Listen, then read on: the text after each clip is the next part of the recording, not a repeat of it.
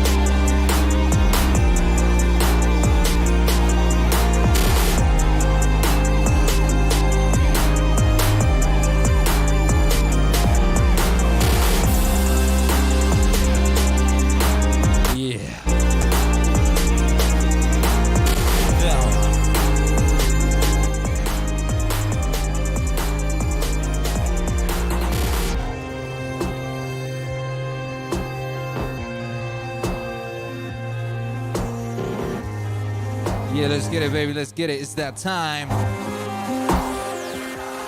Ooh, ooh, ooh.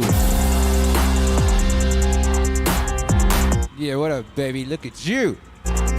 Look at you, you beautiful thing. Oh, my goodness. You're looking beautiful today, baby. Thank you for being here. Yeah. It's that meaning stream. It's that meaning stream. We in here. It's Meaning Stream 64. It's being broadcast live on a Monday here at the peak of recorded human civilization. It's your boy Akira the Don. We in the building. Yeah. Like we always do this time. How you feeling out there? What's cracking? Smash that like, baby. I mean, I see you already have, but smash it anyway. Shouts out to everyone who's here live. Shouts out to everyone on the replay. Shouts out to everyone listening to this in the future. How is the future? Is it cool?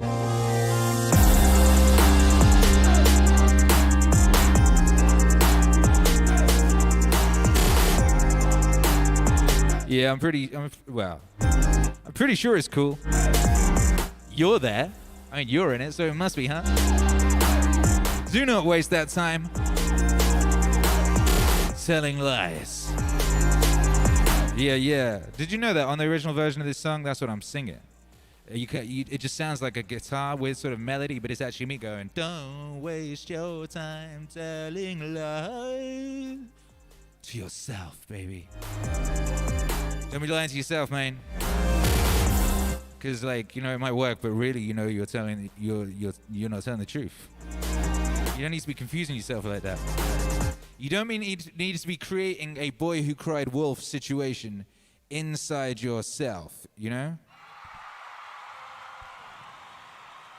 That is something you do not need to occur in your own life. Good morrow, good morning, and good day, baby. It's the peak of recording human civilization. I am your captain on this ship, baby, on this voyage, on his voyage of meaning. It's your boy, the Don. Yeah, it is. And you all know what beauty, you don't know about beauty, right? Beauty will save the world. Beauty will save the world, my fam. My brother, my sister, my family. Smash that like and shake them hips, says Cindy Bailey, and Cindy Bailey is correct. Cindy Bailey and tell no lie. What up, the tryout? Who was here first? I believe it was Johnny. Johnny was here first. Shouts out to Johnny. Johnny was here first. I mean, he wasn't really, but, you know, he was the first person here that wasn't YouTube Hero Alex. And you know YouTube Hero Alex is just like the king of swing with regards to being early. I don't know how he does it, but he does. He just always gets, he's just, he feels a disturbance in the force, and he knows that his chat regulation duties are required, so he just appears. There he is. It's amazing. Whoa.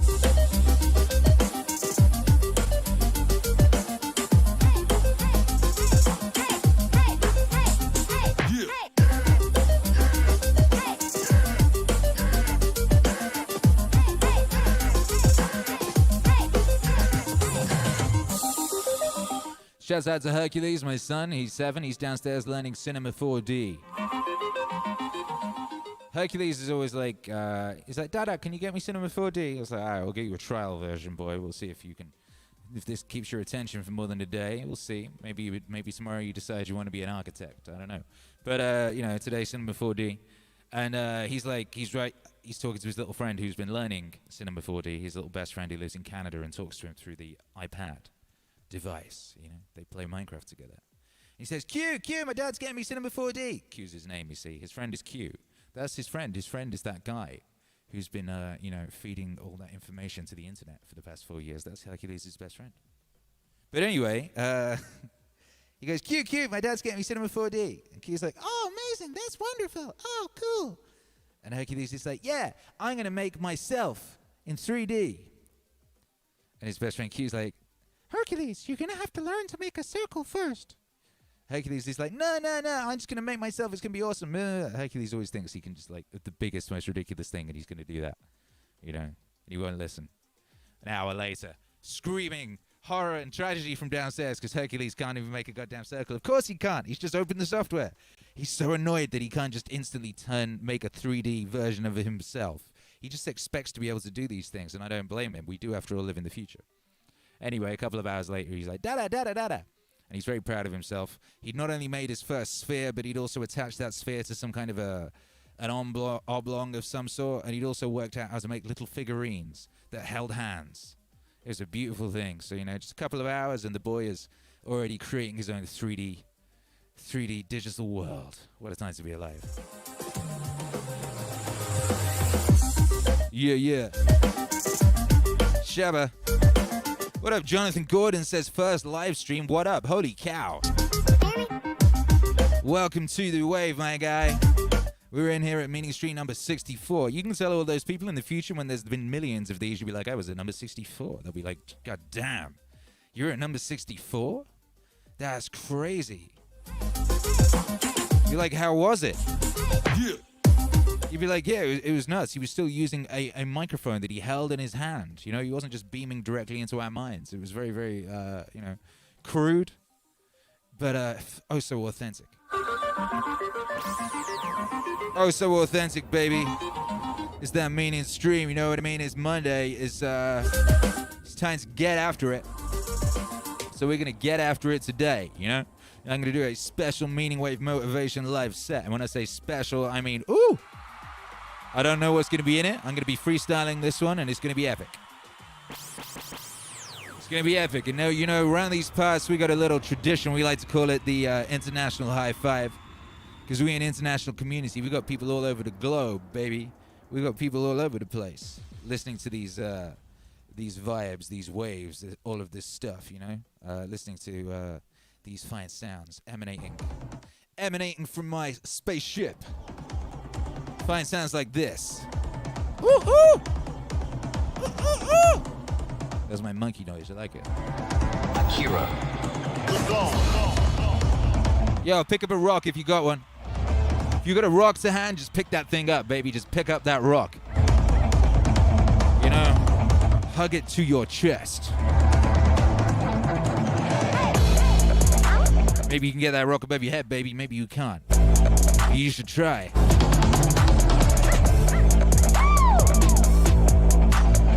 What I got?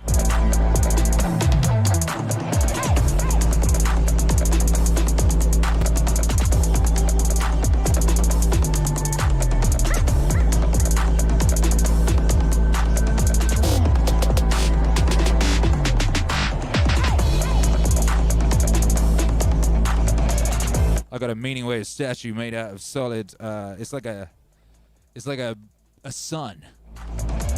You know, it's a sun. Very difficult to pick up. I just picked it up. If you were watching this on a watching device, you'd have seen me pick up that really heavy thing. Oh my God. What up, Sergeant Schultz? Thank you for the super chat. He says, hey, just a reminder that your art saves lives. Oh! Yo, consider me reminded. Thank you, baby. Damn. This is important. We better take this seriously.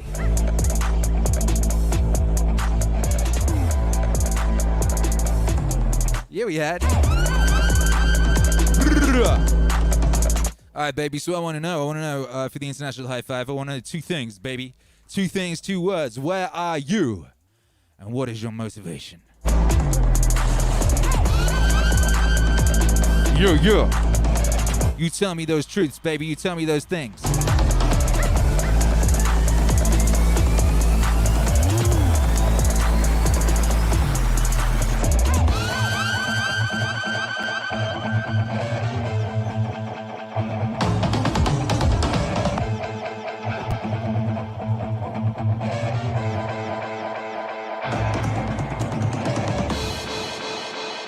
Ooh, monkey magic now. All right, let's see what people saying. Cultural Autopsy says he's got clout. Yo, I heard that somewhere. Yo, I'll ask Jordan Peterson. He's in my soundboard. Jordan Peterson, what do we know about Akira the Don? He's got clout. Oh, yeah, good point. Good point, my guy. Yo, Durner 1804 said, I just discovered that sharpening my knife to Akira's beats is very efficient. Ooh, yeah, that's true. Great Flash is strong, Don. That's me. I'm actually about 3 times as strong now as I was at the beginning of quarantine. I worked it out. You know, I'm about 3 times as strong, possibly stronger. Like I can do way more than 3 times as many pull-ups with ease, and push-ups. But it's definitely over 3. I worked that out. You know, I've been taking the opportunity of this quarantine to do more pull-ups and do more push-ups. And to hop around DJing for you guys every night. You know, my right leg is currently somewhat balked. So if I look like I'm moving a bit strange tonight, it's because I'm doing most of the weight is going on my left leg. You know, and shouts out to that left leg and shouts out to that right leg. You know, it's been putting in work for many years, 40 years now. You know, damn straight, baby. What up? Logan says DB lunge is done. Akira, thanks for the tunes. DB hamstring curls up at bat. Boy, get it. Yeah, get after it. Go forth and be mighty. Done at 1804 in Queens, New York, is motivated by righteousness. Ooh, ooh, ooh, ooh, ooh. That sounds sick. DS Duanis is in Tacoma, is motivated by a skull emoji. Which I'm assuming means death, but I could be wrong. You should never assume. Cindy Bailey is in California. She's motivated by her children. Yeah. You know? Yeah. Morgan Flocky in Austin, Texas, is motivated, I don't know what by or how, but it says burn things. Maybe that's just a statement. Oh my God. Hey, whoa, that's crazy. Oh, 2 secs.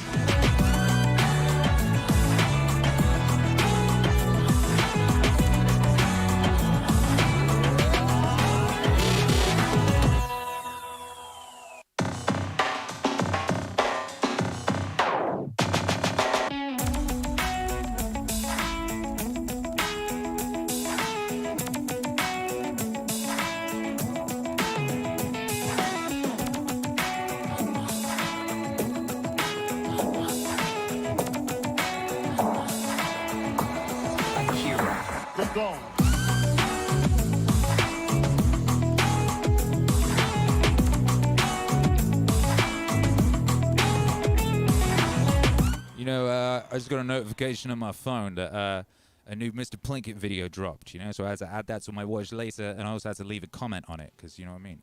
That's free real estate, baby. That's a space. That's a space to lay one's claim. You know what I mean? It's like the first guy on the moon. First guy in a Mr. Plinkett video. I said, what up, baby? I left, you know, I sent your greetings. I sent love and salutations from the Meaning Stream community, you know? I left those righteous vibes in that space. I planted that flag. You got to do that. You know you got to do that. Ooh. Shouts out to Red Letter Media. One of my proudest moments was when Red Letter Media followed me on Twitter. You know? That's how you know you're doing useful stuff. That's how you know you got. That's why you know that it's a statement of fact when Mr. Plinkett follows you on Twitter. You know? What up, Logan in Orange City, Iowa? Says, motivated to protect my son. Yes! Yes! Rick Grimes vibes all day. Dan Frank on Earth is motivated by wife and daughter. Luke Coles is motivated by possibility. Arden Cobb in Arizona Desert is motivated to create beauty and imbibe beauty, because beauty will save the world. That's just facts, you know. Black Rock Beacon, riding the wave in PA, is motivated to boost the wave. That's a good motivation.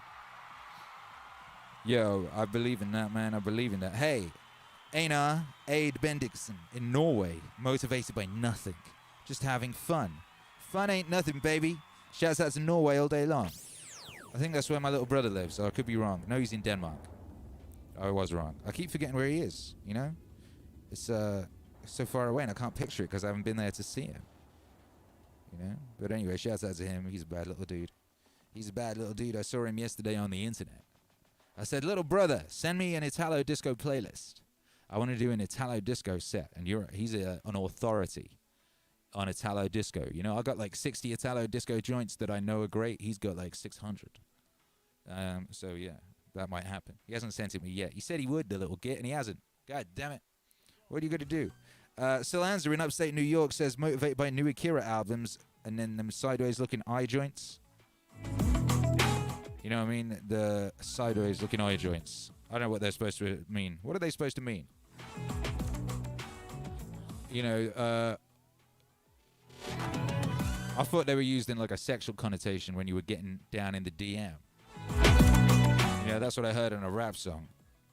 You know?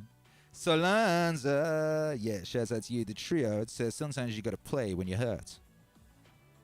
That's true, you do. Yeah. Logan in Orange City, Iowa, motivated to protect my son, of course. Those vibes that we mentioned.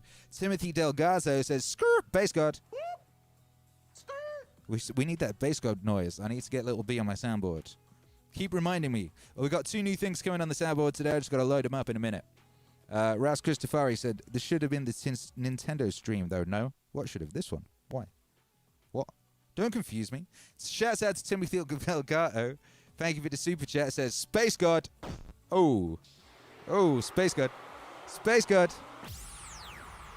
Blackrock Beacon says, now I want to watch the Star Wars reviews. Yeah, he's just, Mr. Plinkett's done a Star Trek Picard review, so that should be fun. I haven't watched Star Trek Picard because I love Star Trek Next Generation, and I don't want to watch it being destroyed / raped to death on the television. You know, I don't want to watch that. But I might watch the Mr. Plinkett review because, you know, those things are guaranteed high quality. Guaranteed high quality. I ain't never seen nothing from Red Letter Media that was not the highest of quality. You know what I mean? Like, I was watching, I'll even watch people talking about Red Letter Media. Their stuff is so good, it just, like, transmits goodness into people just talking about them. Like, I was watching Waka Flocka Flame Phoenix, whatever his name is, the guy who was in that film about the Jocko. What's his name? Waka Flocka Phoenix? Wacom Tablet Phoenix, Arizona. You know the guy I mean. He played Le Jocko. You know, Le Jocko. In that movie that was pretty good, which was surprising because it was a movie that came out in 2019. And we're like, what? A goodish movie in 2019? Don't be ridiculous. We don't do that around here. We don't do that anymore. We make 6s. Just straight 6 out of 10s because our focus groups won't let us do anything else. And neither will the Communist Chinese. You know what I mean? We've got to appease the Communist Chinese. Please. Give us that yen, baby. You know what I mean? But no, Waka Flocka Phoenix made a pretty good movie. Holy cow. And he did an interview and he was talking about the Red Letter Media boys on Half in the Bag, watching his movie.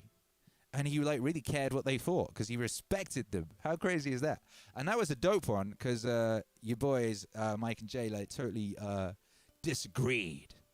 You know, and they were arguing with each other, and they had different perspectives on what was going on in that movie and what it was trying to say. It was very interesting. And Waka Flocka Phoenix was, you know, empathizing with both of them. And he was, you know, it was very interesting watching Waka Flocka Phoenix talk about Red Letter Media. But anyway, that's got nothing to do with the International High Five. Blackrock Beacon says, high quality, unlike Plinkett's son. Such a disappointment. I know, right? But you know what they say about apples and trees, baby. Yo, yo, yo, yo, yo. Anyway, it's the International High Five. Let's get it. You ready? We're going to high five across space and time together at the same time. We're going to do it all at once in unison. I'm going to drop these sound effect noises that go, and when they reach their crescendo, we're going to high five. We're going to go look at camera 3. We're going to get that in. Ooh, ooh, 3, 2, 1. Let's get it. Splash. Splash. Ooh, it was the high five that was felt across space and time. It was that one, that epic one, that moment that bound us all together. It just bonded us. We just felt closer as a direct result of that thing, you know? And I'm glad that happened. Who's that peering up, coming up my stairs? Someone's coming up my stairs. What's up, wife? Are you cool, wife? Wife says, I need some vibes, so I've come for a high five. You missed the International High Five. We just did it. I just did that bit just now. Do you want to come do it again? We can do another one. We can do another one. Wife needs some vibes, so we can do the International High Five for a second time. Are you ready? Across space and time, my family. A 3, a 2, a 1. Splash. Nice. Wife just picked up some cosmic vibes from across space and time. Yeah, she did. She's feeling more powerful now. That's wonderful. How you doing in customer service land, baby? You keeping people serviced, so to speak? Yeah, I guess she is. Yeah. Ooh.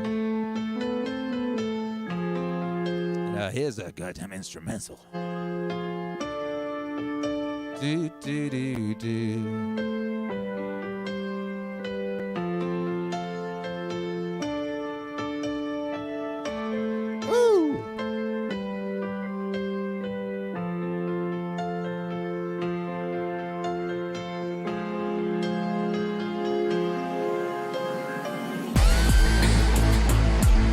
Yo, pick up a rock right now.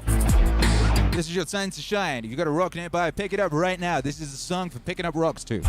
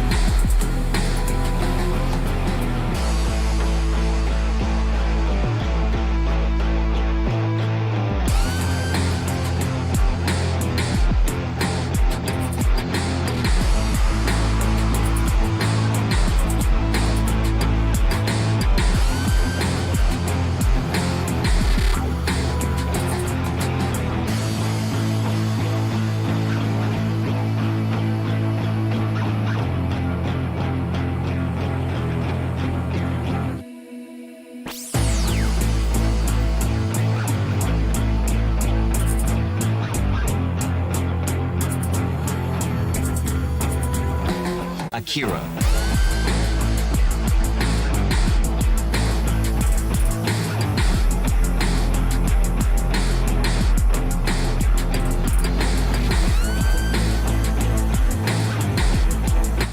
You find up a rock or what? Donor1804 says, I found a very flat rock, so I kept it. Okay. Good for you. Small in Australia says, rock out with your rock out. BlackRock Beacon says, the power of the wave, it's increasing my productivity. It's over 9,000. We don't even know what the upper limits of this thing are, baby.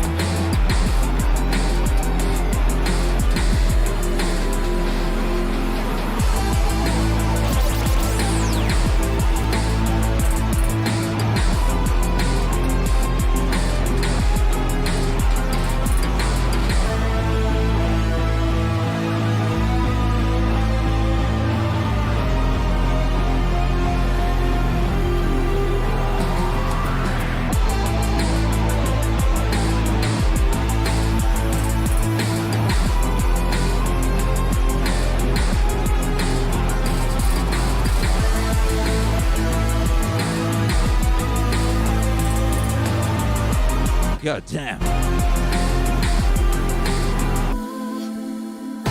Yo, be careful if you're doing air guitar.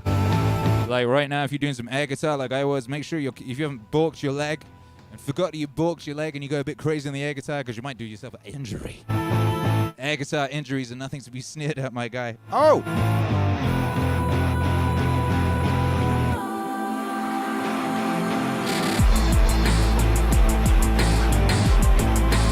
This is one of them tunes that makes me want to get Guitar Hero back. We need to bring back Guitar Hero just for this record.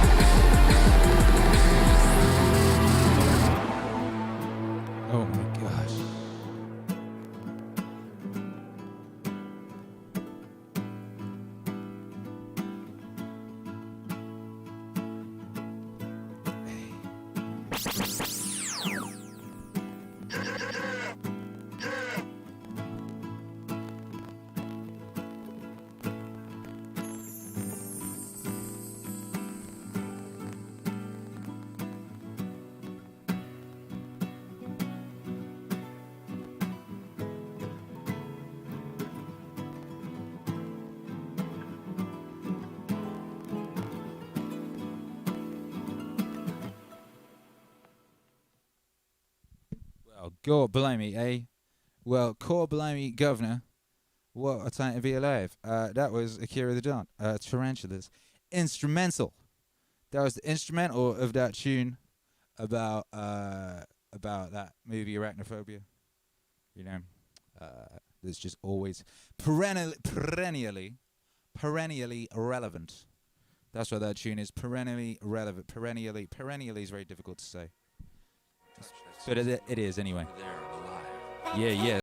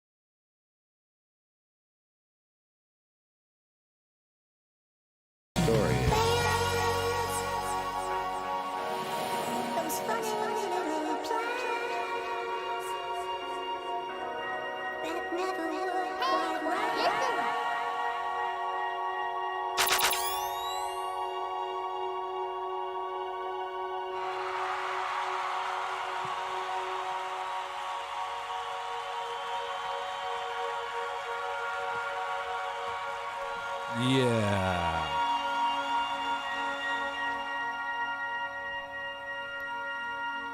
You got to get after it.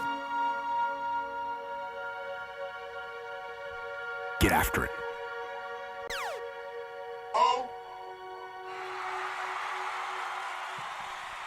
Yeah, that's facts. That's facts. And you were just listening to, what were you listening to? Somebody spotted the sample there in the chat. Who was that? Who was that smart person who spotted the sample? It was the Vim Fuego. Vim Fuego. Because Vim Fuego said Flaming Lips? No.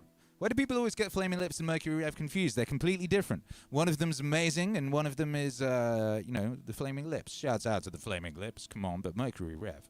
Mercury Rev at their peak were the best band ever. Come on. Come on. And, that was a song called Woo Wet and Acid, instrumental version by your homie Akira the Don. What up, Hercules? You going to bring me some water?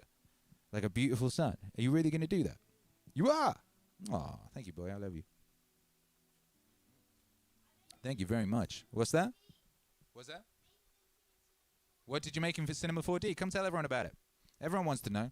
Everyone is really interested in what you did in Cinema 4D. I know I am. Come here. What's going on? Tell me. It's called Ocean Man. He's just a blue person. You have to stay close to the mic. He's called Ocean Man, and he's just a blue person, but I'll make eyes later. You've made a blue person called Ocean Man. My little wave prince. Proud of you. That's epic. Ocean Man, coming soon to something near you from young Hercules. That's epic. Shout out to Ocean Man. He sounds very cool. This Ocean Man, a man of the ocean. You know, that sounds like a man of our time. A man of our times. How am I going to do this now? I've got some weird situation where the computer isn't working. I'm going to have to switch it off. How am I going to switch it off while streaming? That's confusing. I'll have to wrap my brain around it. I'll play a song and wrap my brain around it. It's very confusing. But, we're doing a motivational set tonight, baby. And one of the most powerful, motivating things you can do is to consider death. And I want you to consider death right now as guided by your boy Alan Watts. This is from the brand new album, WattsWave 6, The Web of Life Part 2, from Akira the Don and Alan Watts. That thing is crowdfunding right now on the crowdfunding platform known as Indiegogo, the premier crowdfunding platform, the one that all the cool people are on, the one that we're on. And, just listen to this. And let's look on the campaign. How's this campaign doing? How's it doing? So this... Wow, it's doing amazingly. It's amazingly. Look at that. We're on 7640. When we hit 9... We're getting a lyric insert. We just crossed our first stretch goal. We're getting purple vinyl, which you can see if you look down here, purple. And we're gonna, when we hit 9K, we're gonna have a gatefold. It's gonna be open like that. And we're gonna have a lyric book, so you can sit there on your favorite sofa, reading along with this. So this is a view of the world as a system of mutual exploitation and of maximal selfishness. Now, it's a very profitable view to explore. Everybody should do in their lifetime sometime. Two things. One is to consider death. Consider death. To observe skulls and skeletons. Consider death. Consider death. And to wonder what it will be like to go to sleep and never wake up. Hey, never. That is a very gloomy thing for contemplation, but it's like manure. Just as manure fertilizes the plants and so on. So the contemplation of death and the acceptance of death is very highly generative of creative life. You get wonderful things out of that. And the other thing to contemplate is to follow the possibility of the idea that you are totally selfish. That you don't have a good thing to be said for you at all. You are a complete, utter rascal. You are a complete, utter rascal. Now, the Christians have avoided this.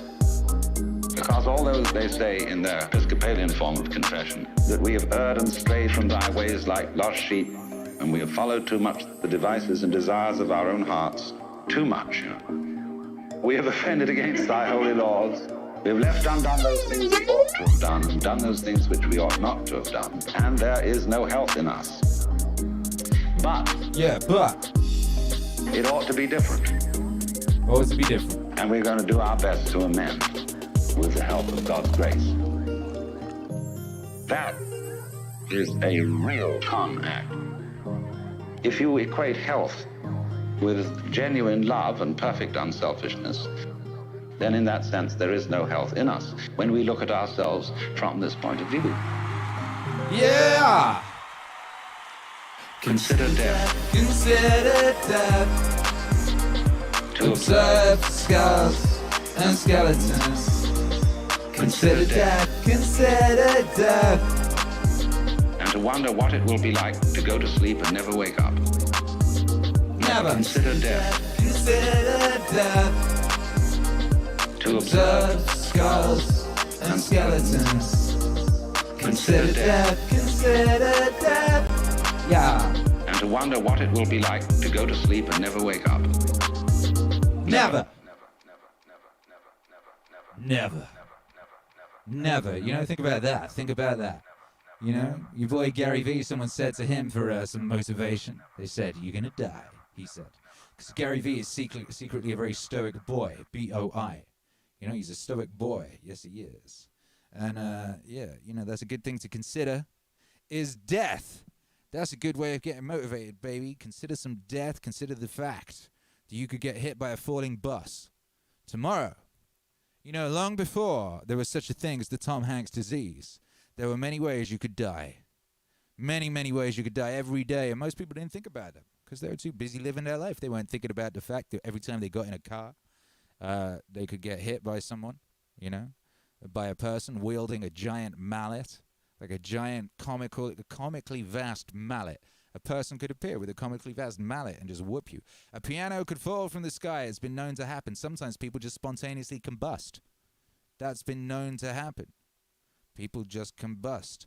I was walking down the street the other day with my son, and we came upon a pair of shoes and some underpants. Underpants and shoes. Where was the person? They were laid out as if there had been a person, and that person had just vanished, leaving behind nothing but a pair of shoes and some underpants. You know, that could happen. You know what I mean? And that's not even death. We don't even know what that is. That's like one of them cousins of death, like sleep. You know? Many things could occur to a person. Many pitfalls. And many people have died before. In fact, far more many people have died than haven't. Far more. You're more likely to die than anything, goddammit. Most people don't even think about it. We've kind of, you know, we've isolated ourselves from death in our modern world. You know, it used to be when your father died, you'd have to wash his body. Yes, you would. You'd have to wash his ass. The ass of your very own father. How many people nowadays wash their father's ass when he dies? Not very many. That's what you used to do. You know, you were very au fait with death. You paid attention. You knew what was going on. The Egyptians spent their whole goddamn lives preparing to die. It was very important to them that the afterlife be navigated correctly. You know, that there was no messing around. Because if you did not navigate it correctly, if your people who were helping you, who were, you know, helping your soul move to where it needed to go, if they got that shit wrong, you might get reborn as something awful. Like a late night television news comedian person. You know, you might come back as Stephen Colbert or some other kind of hideous affliction. God, imagine. You know, you have to make sure. And we ain't doing that now. No one's doing that now. People are dying in nursing homes. Nobody's like, you know, massaging them into the next life properly. That's probably why we've got so many terrible late night talk show comedians. You know, because people ain't passing over properly. So they got to come back as something awful.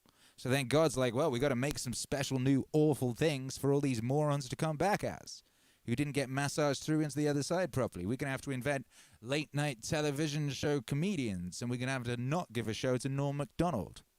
We're going to make sure that Norm Macdonald doesn't get one of these shows, because then it would be good. We can't let that happen. We can't have a good late night comedy show. Imagine if they'd given one of those to Norm Macdonald. Imagine, we'd live in a different world. Now, I say we live at the peak of recorded human civilization, because we do. But if they'd given Norm a show, it would be a whole different level of great. It would be a whole different level of wonderful out here. Because currently we have to basically just pretend that side of existence isn't happening. You just kind of have to, like, you know what I mean? Like when you know there's a bunch of cockroaches up to some stuff out the side of the building, you just pretend it's not going on. It'd be like that with that late night TV stuff, you know? It's happening, we just kind of have to pretend it isn't for our own sanity. God damn it. Logan says, Norm is the man. When is the Norm Meaningwave? You know I can't be giving you secrets like that. You know there was already a sneaky one. There's already been a couple of sneaky, like, phone Norm Meaningwaves. Phone Norm Meaningwave? Phone Norm? The first, that Scott Adams track, he was basically just quoting Norm Macdonald, and he said his name in it. And if you listen to the song, the version that's on Spotify, you can hear Norm going, ha, ha, in that Norm way that he does. And best believe I got permission for that ha, because I did. Ha. It's a powerful ha, you know. If you go listen to that Scott Adams track on Spotify, you'll hear Norm in there going ha. And also, he was on the Christmas, was it last year's or the year before's Christmas record? He was on one of the Christmas records. But don't you worry, baby. Norm Macdonald is a powerful figure in our future. Norm's time hasn't even begun, you know. Norm's just been warming up for what Norm's got to do. So there. Logan says, bless Norm. Correct. Lots of people blessing Norm out there. People love Norm. People love Norm. Small in Australia says, everyone's so scared of death, many would rather not live. Hey, ain't that the facts, baby? That's the real shit. But that's it. You don't want to be scared of death, baby. You want to be scared of never living. That's the truth, Roof. That's the truth, babe, Roof. That's the facts, Jack. And the other facts is that that album, What's Wave 6, The Web of Life Part 2, is coming soon to an internet near you and a world near you, a real world near you, on purple vinyl. Look, because we crossed our initial goal, which means we can afford to press it, you know. And now it's just a case of making it groovy.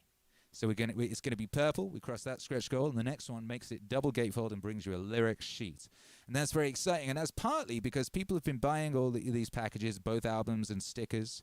You know, you can get that for $100. That's dope. Some people got that. A bunch of people just got one album. You know, a bunch of people got 2 LPs plus the pinups, and one person has bought a Donsultation. You get the vinyl, you get both vinyls, all that business, but you also get a Donsultation. What even is a Donsultation? For $500 you get an exclusive half-hour Donsultation with Akira the Don held over Zoom. You can ask Akira anything you like, and he'll help you with your mindset, business, etc. You know, and that's crazy that you get that at that price, because actually my fee for consulting actual firms and companies, which I do, it's a thing that I do, and it is way higher than that, baby. You better believe it's way higher than that if you want Akira the Don to tell you how to run your stuff and give you the keys to the universe, which he has, which he so surely does. Yeah, so anyway, that's good to know. And shouts out to whoever it was who bought that Donsultation, helping us get to our goals, baby. Because, you know, systems beat goals, and our system is to do the meaning stream and to be wavy individuals on a daily basis. That's what it is. And our other system is to just talk while simultaneously rebooting the computer. And I've done that. In the time it took for me to talk about all that stuff, I was simultaneously rebooting the streaming machine, you know, getting it back online, and no one even noticed I was doing it, did you? And yo, it works. And now we can listen to our glorious new buttons. Get after it. Oh, we got a Jocko button. To join the bucko, I don't know why it's taken me so long to realize that I need to be getting buttons in for everybody. You know. Get after it. Oh! Get after it. Oh my goodness, that's a powerful button. How about this one? You got to get after it. Yo, they work together. You got to get after it. Get after it. Oh, they work in trio. What a glorious trio that is. I mean, imagine this trio in real life. You got to get after it. Get after it. Jocko, Jordan, and Joe. Triple J. Get after it.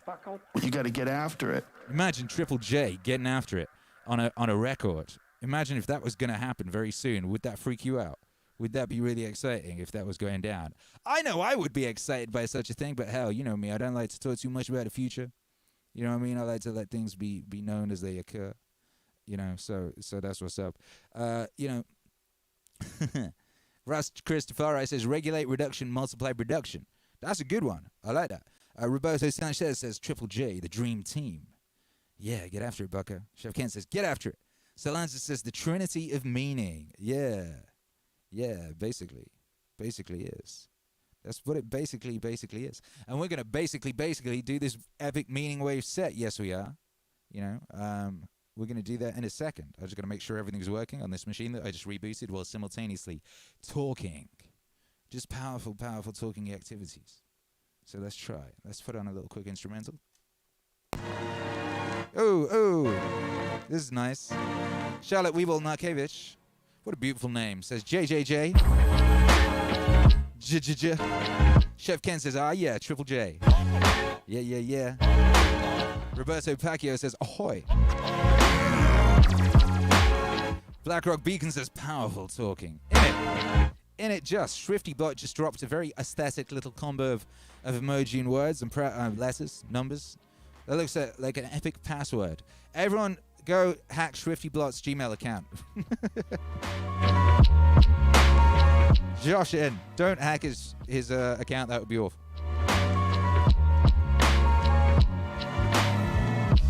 Oh my goodness. Why have we got so many geniuses in my chat? WIMV says J Unit. Oh! That's actually what 50 Cent and them used to call Liar Cohen and the record company executives, and J stood for Jew. So they called him Jew Unit, all them boys. Pretty sure you couldn't get away with that these days, but you could then. They had t-shirts made and everything.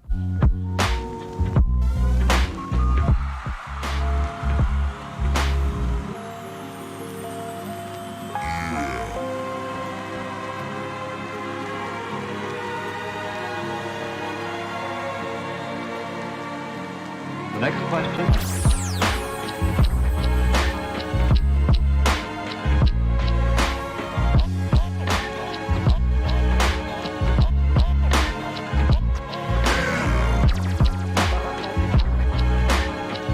Get after it. You got to get after it.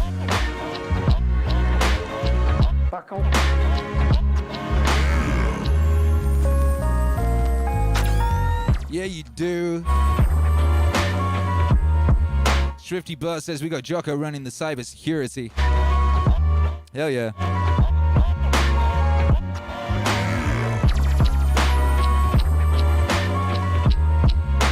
Over here, this is the M unit. It's that meaning unit, baby. Because, we got meaning plus we're units. Just a bunch of units. Look at that unit.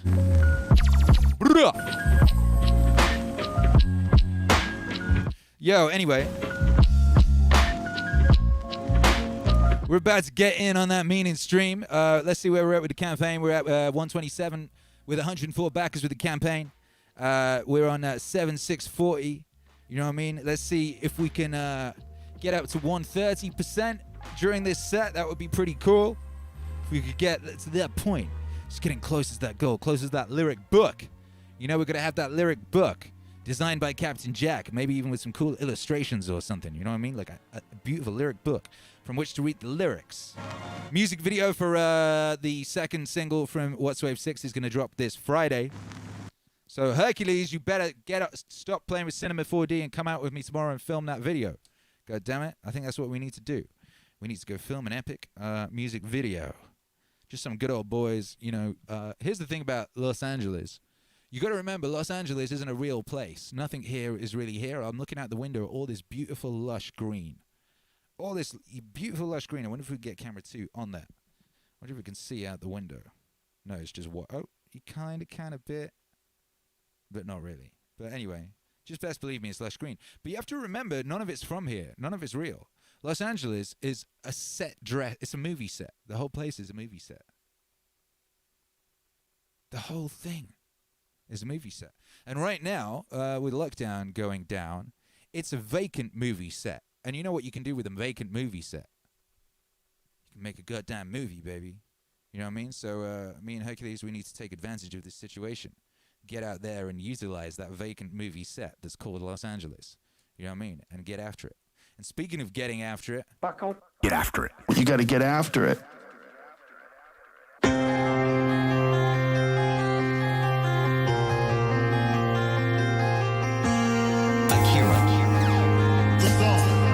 He's got clout. the shortcut, the hack. And if you came here looking for that, you won't find it. The shortcut is a lie. The hack doesn't get you there. And if you want to take the easy road, it won't take you to where you want to be. Stronger, smarter, faster, healthier, better.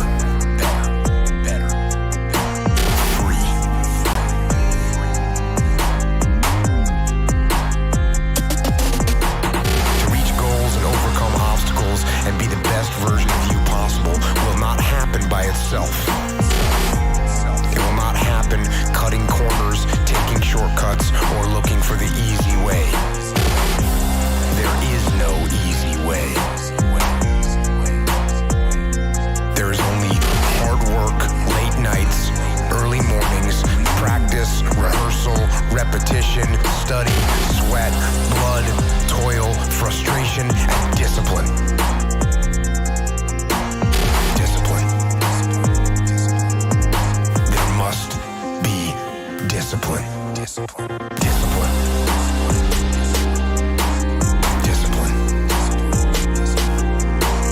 Discipline. There must be discipline. Discipline. Discipline. There must be discipline.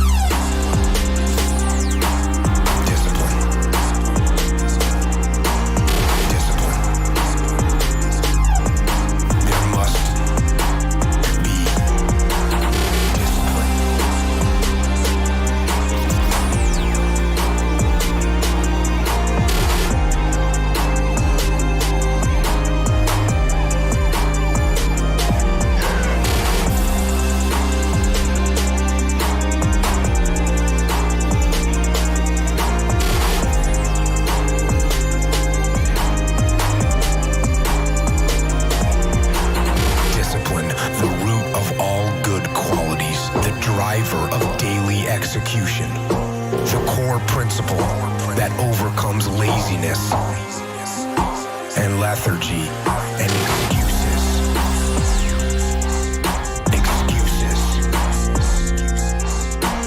Discipline defeats the infinite excuses that say, not today, not now, I need a rest, I'll do it tomorrow.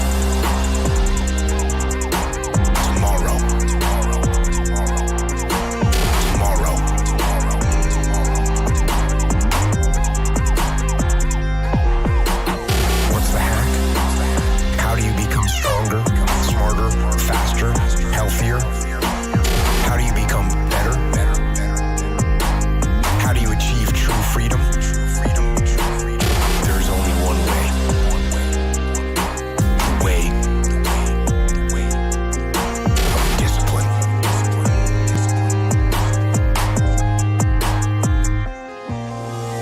Discipline.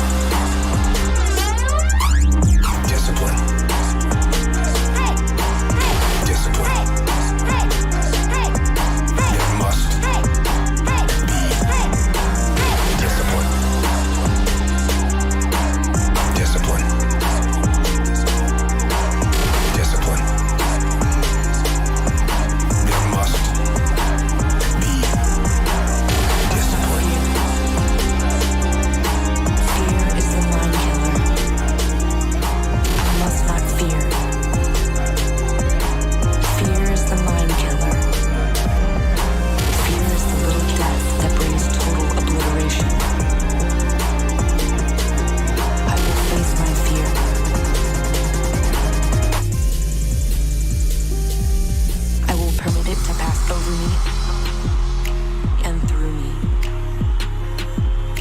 When it has gone past, I will turn the inner eye to see its path. Where the fear has gone, there will be nothing.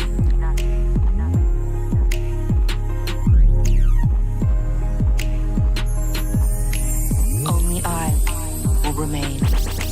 I must not fear. Fear is the mind killer.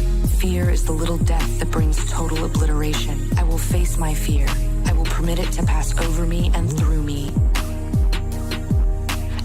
Gone past, I will turn the inner eye to see its path. Where the fear has gone,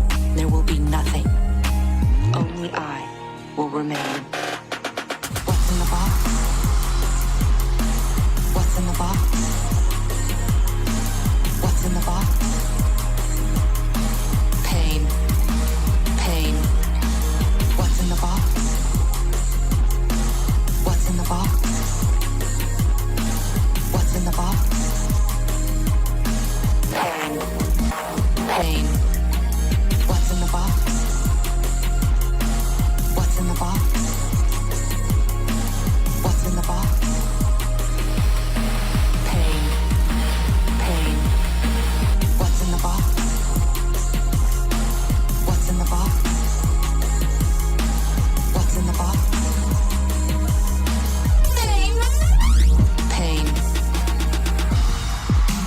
You've heard of animals chewing off a leg to escape a trap? That's an animal kind of trick.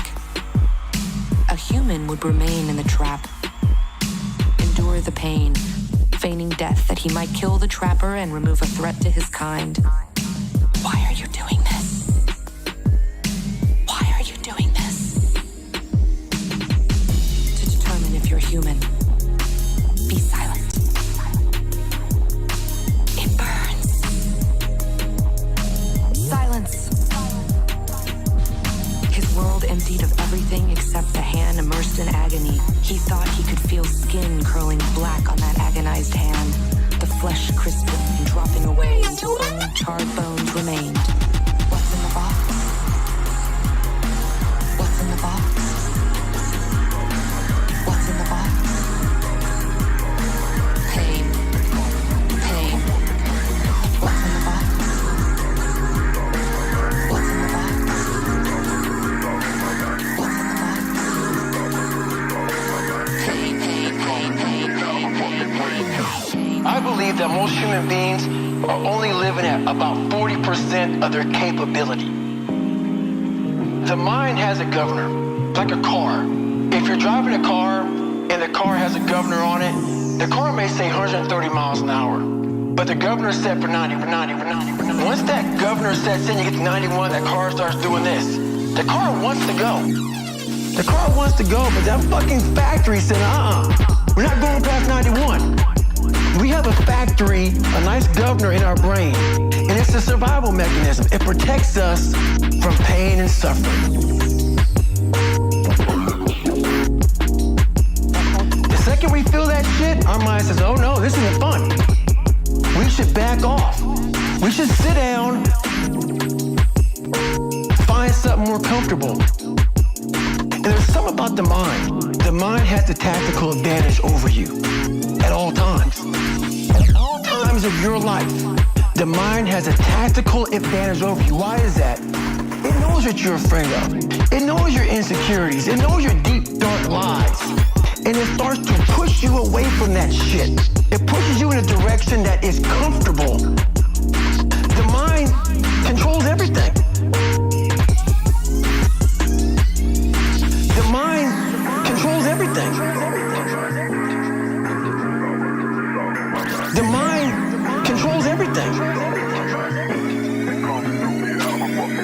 So how to stop the laziness and how to stop the procrastination.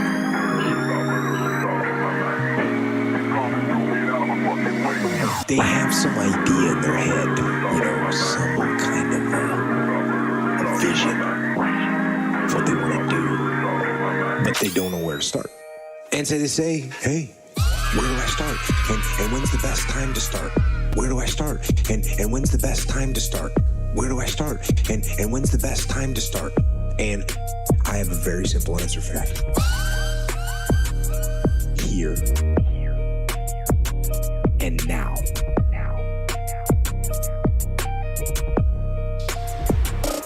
That's it. You want to improve? You want to get better? You want to get on a workout program or a clean diet? You want to start a business? You want to write a book or make a movie or build a house or a computer or put together some mobile application? Where do you start?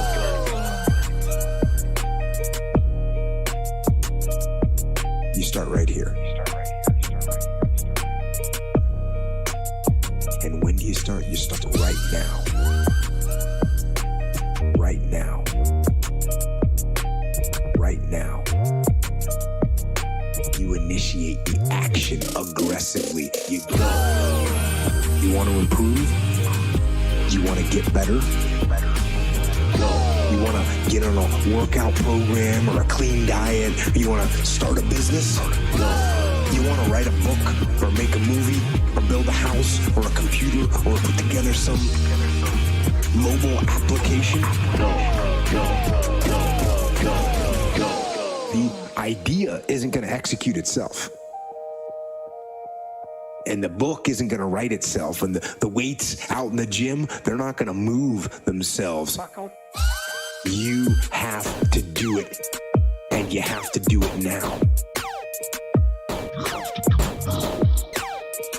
And that means you got to stop thinking about it and stop dreaming about it and stop researching every aspect of it and reading all about it and debating the pros and cons of it. Just start doing it. You want to improve? You want to get better? Go. You want to get on a workout program or a clean diet? You want to start a business? Go. You want to write a book or make a movie or build a house or a computer or put together some mobile application? Go.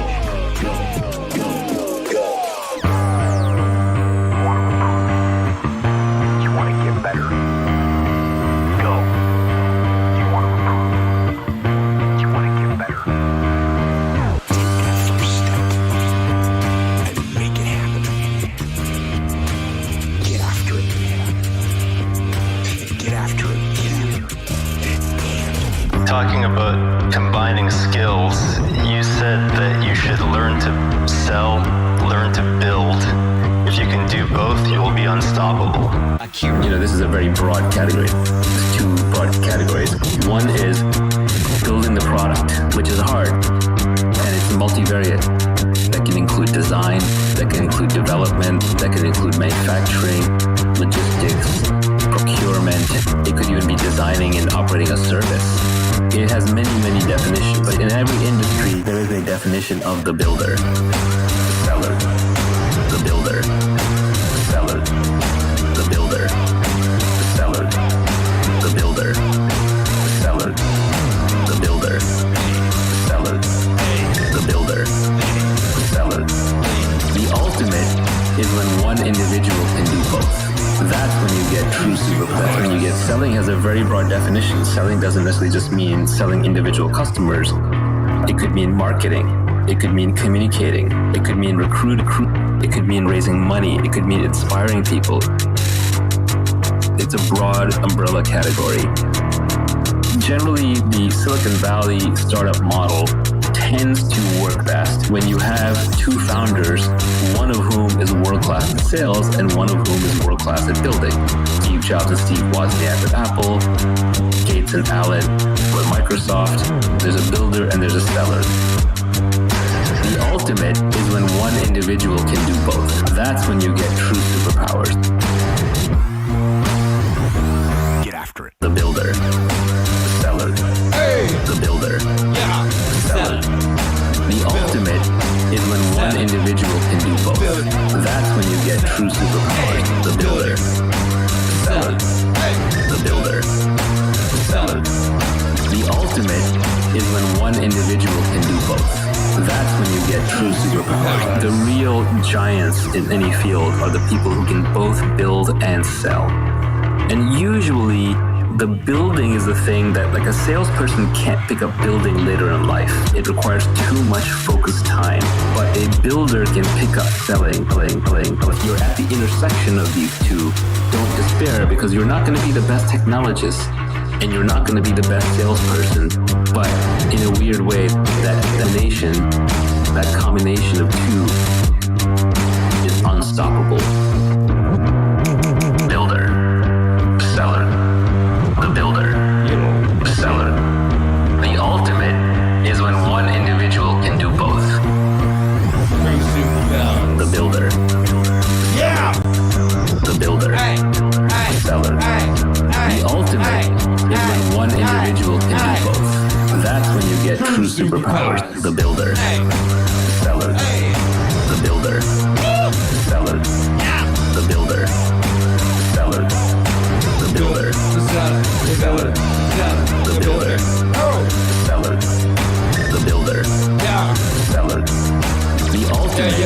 is when one individual can do both.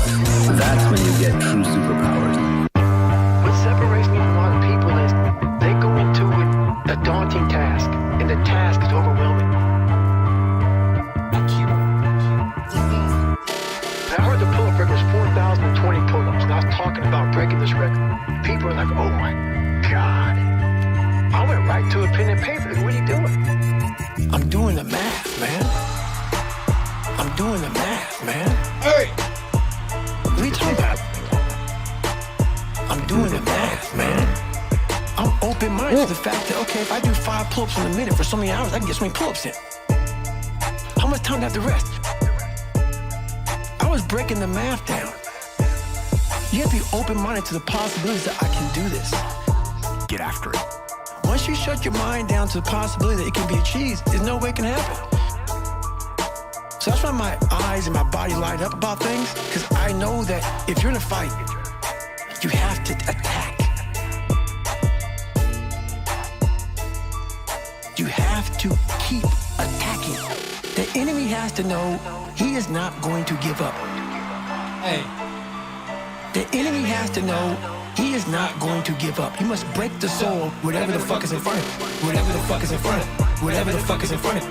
Whatever the fuck is in front of him. The enemy has to know he is not going to give up. He must break the soul, whatever the fuck is in front of him. That's what I realized.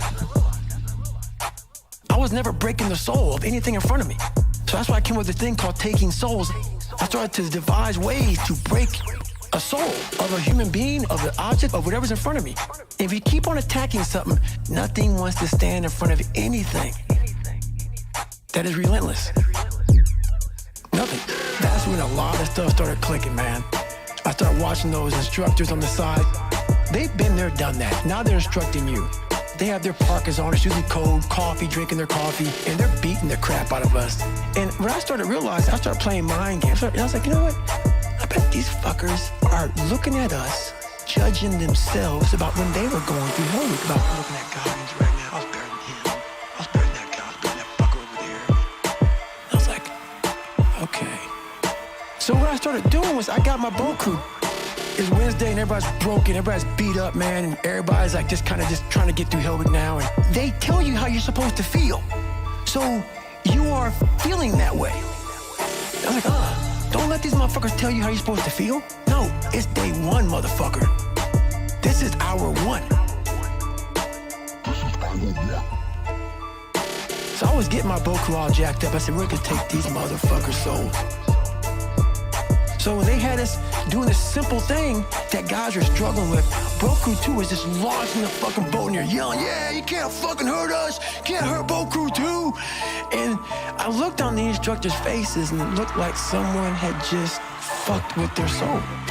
And I looked at my guys on the boat crew and I said, hey, guess what? Those motherfuckers aren't fucking tonight. We own space in their fucking head. We own space. They're gonna think about us tonight. The enemy has to know he is not going to give up. The enemy has to know he is not going to give up. He must break the soul, whatever the fuck is in front of him. Whatever the fuck is in front of him. Whatever the fuck is in front of him. Whatever the fuck is in front of him. The enemy has to know he is not going to give up. He must break the soul, whatever the fuck is in front of him. And we start fueling off of that. Get after it. We start fueling off the fact that, man, it takes 1 second of energy to steal everybody's. And then you have all the energy you need. That's all you need. You need to look at someone's eyes. You know how it is when you fight somebody and you broke that motherfucker. He's like, oh God, man, I don't want to go back to the next round. And you feel like, my God, I can fight all day. That's what taking souls is. But you have to have the will, the heart, the courage to go that distance when you're exactly jacked up. You have nothing left to give.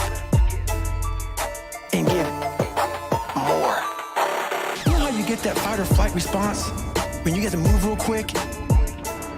I started learning the mind a lot, how to get myself jacked extremely fast in a horrible environment when everybody's miserable. I learned how to really find strength in the misery. This is where I shine. started using all that misery for tons and tons of drive and motivation to then lead people further. Because you can get a lot of power through misery. And once people see that, my God, Goggins is fucking going, then everybody says, roger that. I started realizing that if you can just find strength just a little bit longer, you will have a crew of people following you along the way. The enemy has to know he is not going to give up. The enemy has to know he is not going to give up. You must break the soul, whatever the fuck is in front of you. Whatever the fuck is in front of you. Whatever the fuck is in front of you. Whatever the fuck is in front of you.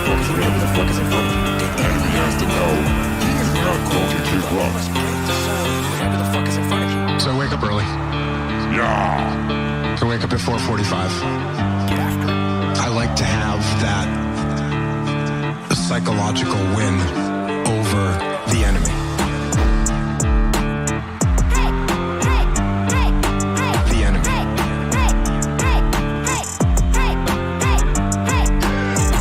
Up in the morning and I don't know why I'm thinking about the enemy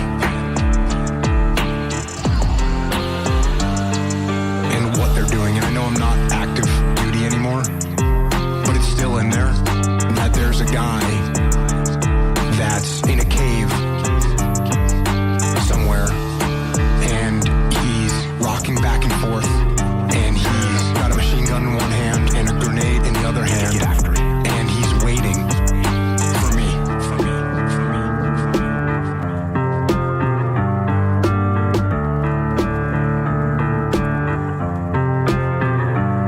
And we're gonna meet.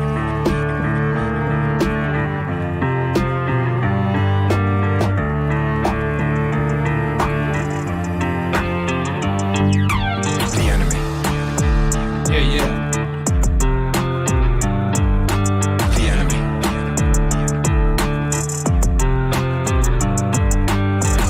Up in the morning and I don't know why I'm thinking about the enemy. And you once said that if you were growing up in this generation, that you would have a field day because you would take their souls. What did you mean by that? The younger generation quits. Not everybody. So I gotta put it. People get their butt hurt. So not everybody. Most of this generation quit talk to. It's so easy to be great nowadays. Most people are weak. This is a softened generation. So if you have any mental toughness, any ability, if you have any fraction of self-discipline, the ability to not want to do it but still do it. And I hate to run.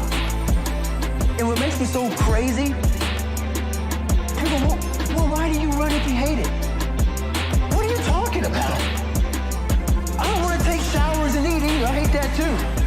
That's life, man.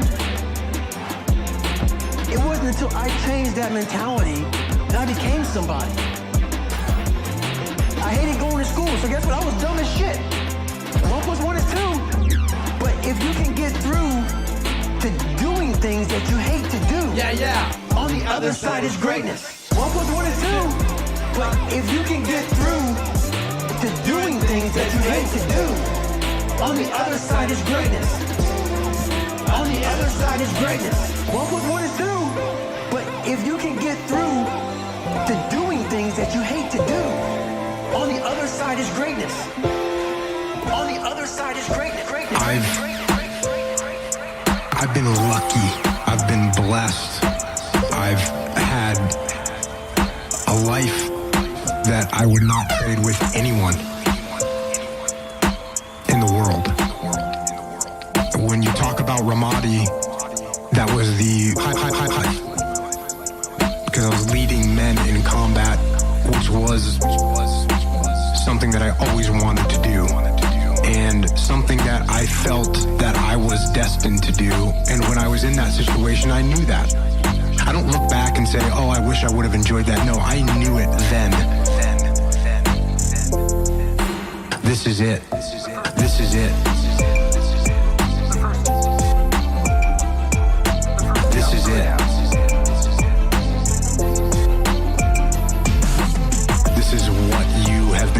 for your whole life and what you really have been preparing for your whole life.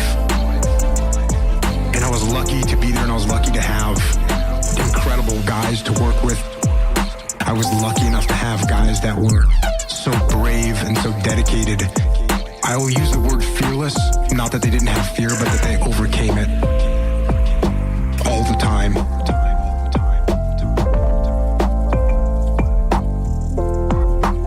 And so I'd say if there's anything that I struggle with now, it's just that. Does anything else matter? And the answer is no. The answer is no. Nothing else matters. Nothing else is close.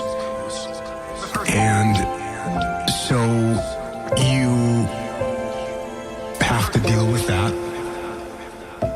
This is it. This is it. This is it. The first chapter I have in my book is called This is it. And I don't sit. The first chapter I have in my book is called Stand Up Straight with Your Shoulders Back. And it's an injunction to be combative, not least to further your career, let's say, but also to adopt a stance of ready engagement with the world and to reflect that in your posture. I kind of have an affinity for lobsters. When a lobster loses a fight, he kind of crunches down, so he looks smaller. When he wins a fight, he stretches out, looks bigger. And so he's signaling to other lobsters the tally of his victory. So you think, well, so what? The lobster runs on serotonin, neurochemical. And if the lobster loses, the serotonin levels go down. And if he wins, the serotonin levels go up. And when the serotonin levels go up, he stretches out. And he's a confident lobster. And one of the consequences of that is if a lobster loses a battle and you give him the equivalent of antidepressant, then he stretches out and he'll go fight again. Stand up straight, stand up straight, stand up straight with your shoulders back. Stand up straight, stand up straight, stand up straight with your shoulders back. Stand up straight, stand up straight, stand up straight, stand up straight, stand up straight, stand up straight, stand up straight with your shoulders back. So antidepressants work on lobsters. And you think, well, who cares? It's like, no. You don't get it. We diverged from lobsters from an evolutionary perspective 350 million years ago, and it's the same circuit. It's absolutely unbelievable. And that shows you how deep inside you, how basic, how primordial that circuit is in you. It's sizing other people up and looking at where they fit in the hierarchy. The idea of the hierarchy is at least 350 million years old. And so I read that and I think, well, so much for the idea that human hierarchies are a sociocultural construct. It's like, no, that's wrong. It's not just a little bit wrong, it's unbelievably wrong. It's mind-bogglingly wrong. Lobsters have hierarchies. That's 1/3 of a billion years ago. Okay, that's not a social construction. It's part of being itself. And if you only see a hierarchy as power and tyranny, then you're looking at the world wrong. Stand up straight, stand up straight, stand up straight with your shoulders back. Stand up straight, stand up straight, stand up straight with your shoulders back. Stand up straight, stand up straight, stand up straight, stand up straight, stand up straight, stand up straight, stand up straight with your shoulders. What do I do when I'm broken? When I'm broken, I relish it.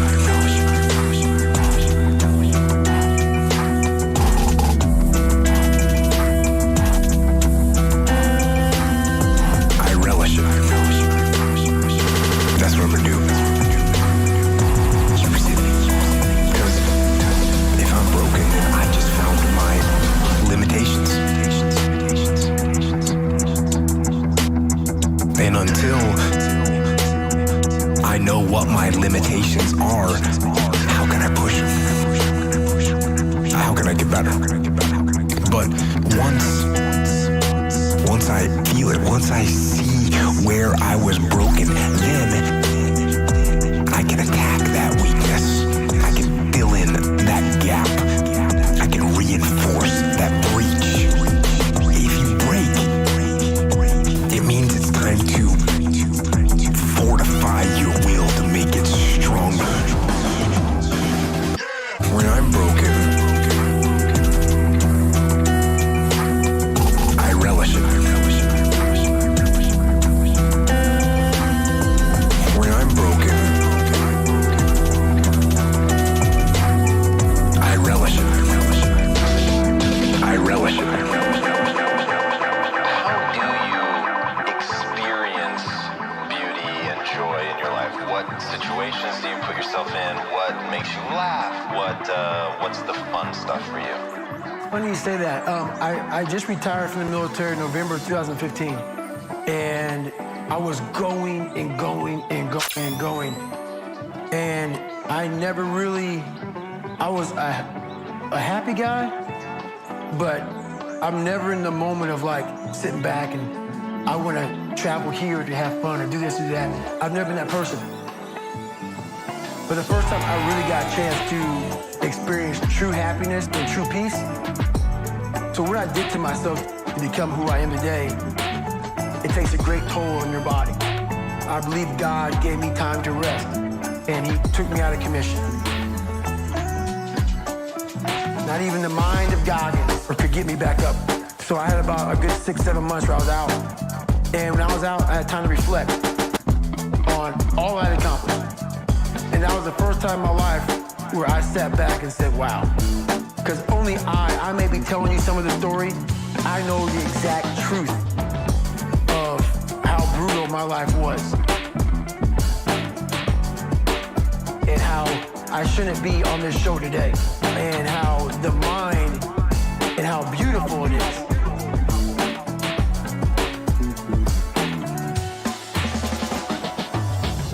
What brings me joy and happiness is knowing how beautiful the mind is.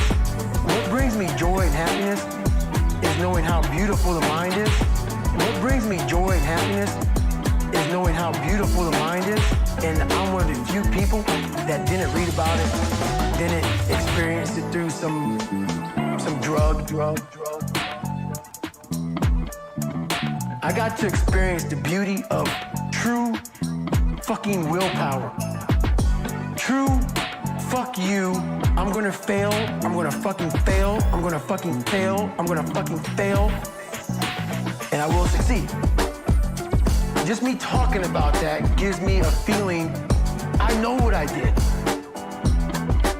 And I don't need to travel somewhere or to have this or have that. I have it all here in my mind. The beauty is remembering this young, dumb, what people call nigger, is now where I'm at today. And that is, when you finally get to that point for me, it's forever lasting peace. I could die right now and I'll be happy, man. What brings me joy and happiness is knowing how beautiful the mind is. What brings me joy and happiness is knowing how beautiful the mind is. What brings me joy and happiness is knowing how beautiful the mind is. And I'm one of the few people that didn't read about it, didn't experience it through some drug. That's my happiness, is my reflection on the suffering of my journey. No, never quit. Nor was I guided by anybody on this earth. I was guided by something much more powerful. And I listened. And I chose the path of most resistance. Talent not required. Talent not required. You gotta get after it. And I chose the path of most resistance. Talent not required. Get after it. Get after it.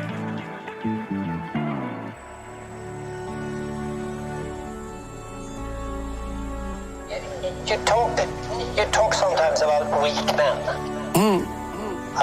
Why are weak men such a problem? Well, weak people are a problem, in general. But I don't mean physically weak. I mean cowardly. and deceitful. I'm thinking it more in terms of moral weakness. There's a variety of reasons. First of all, if you can't support your own weight, let's say, then someone else has to do it. And that's not good. If you don't pick a forthright and useful and noble pathway through life, then you'll become bitter and too hurt by the tragedy of existence. And then you tend to seek your revenge wherever you can get it. And that's not good. So it's a mistake on all fronts. It's not good for you. It's not good for your family. It's not good for the community.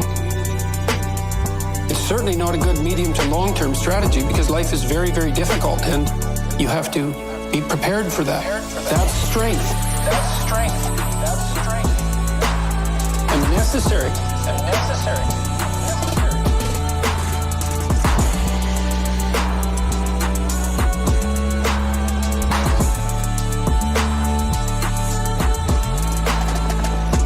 Strength. That's strength. That's strength. And necessary. And necessary.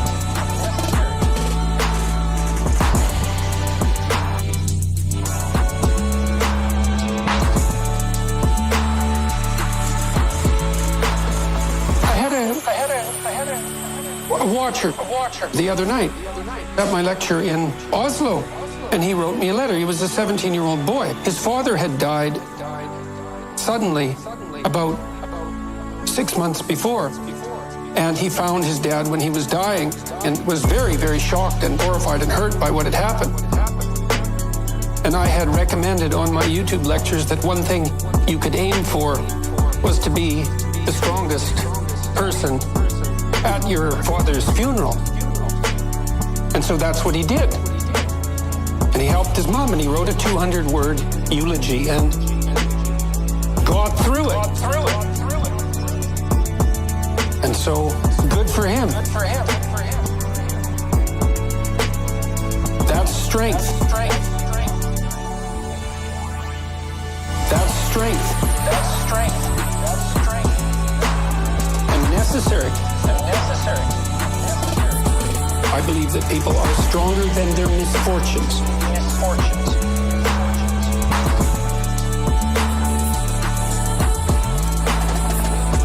Strength.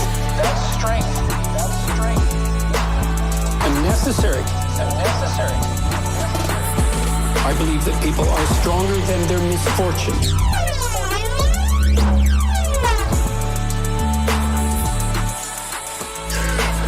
One of the things that's so sad about what I'm doing, you know, I'm going all around the world and I'm talking to many, many people. I've talked to about 250,000 people in the last 6 months, and I offer encouraging words, you know, that I believe that people are stronger than their misfortunes.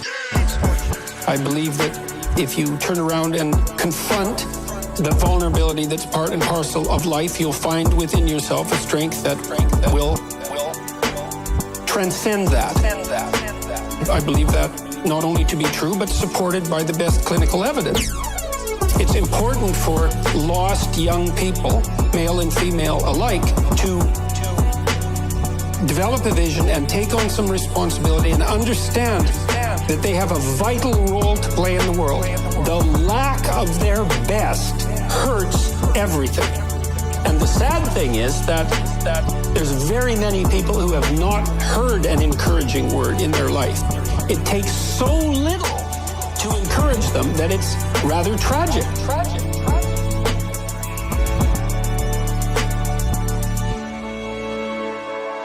That's strength. That's strength. That's strength. And necessary. And necessary. I believe that people are stronger than their misfortunes.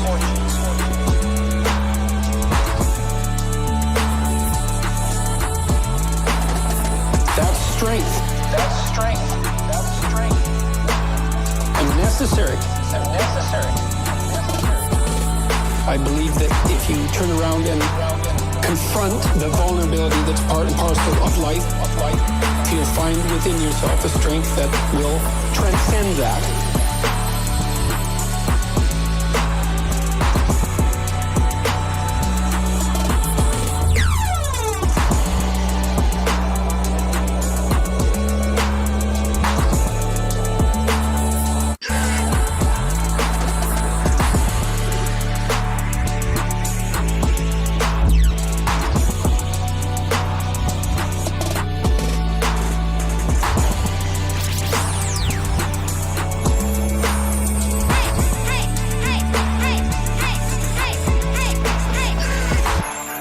I have people come up to me.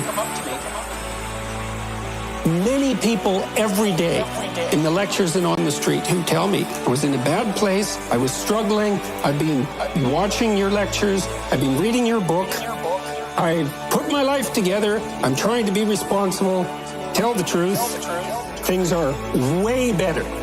Thank you. Can't get any better than that. So, and that's that.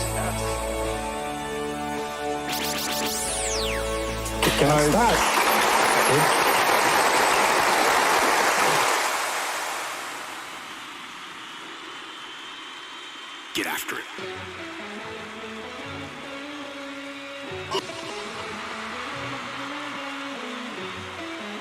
Get after it. Akira. He's got clout. You gotta get after it. The opportunity takes place usually when you're young and you don't have any responsibility. That's when you have your options.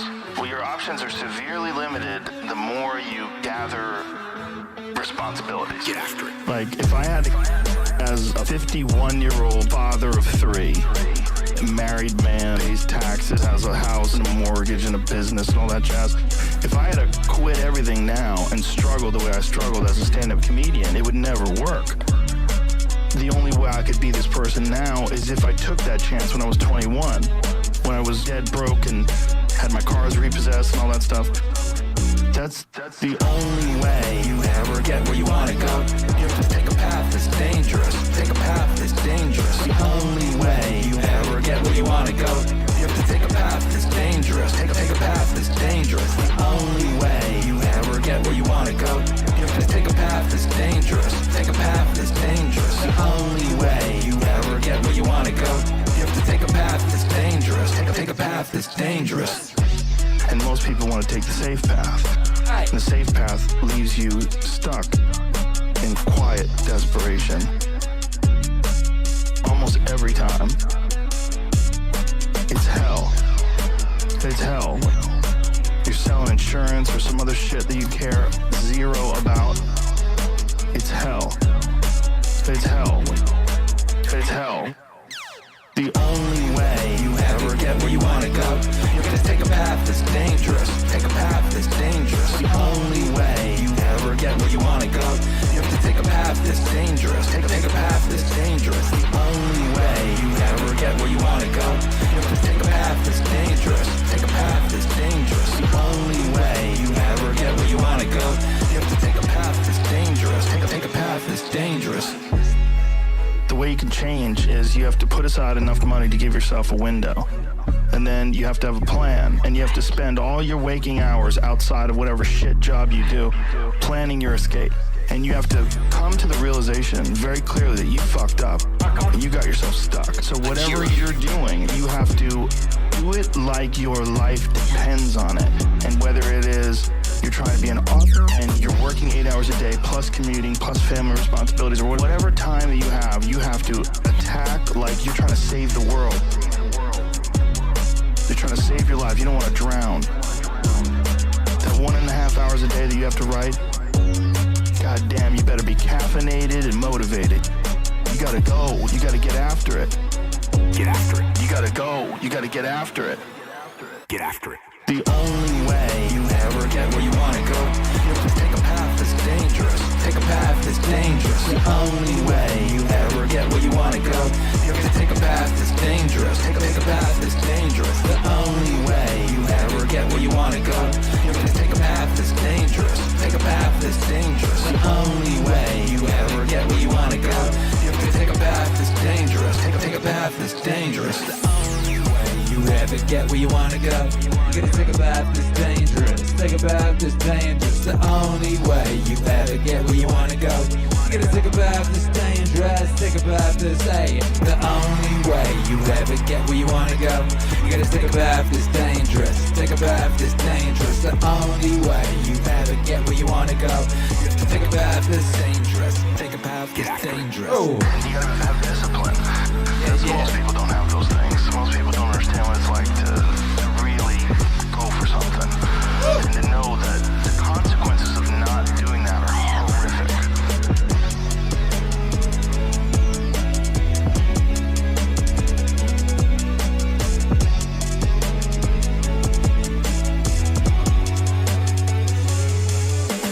people and you expose them voluntarily to things that they are avoiding and are afraid of, that they know they need to overcome in order to meet their goals, their self-defined goals. If you can teach people to stand up in the face of the things they're afraid of, they get stronger.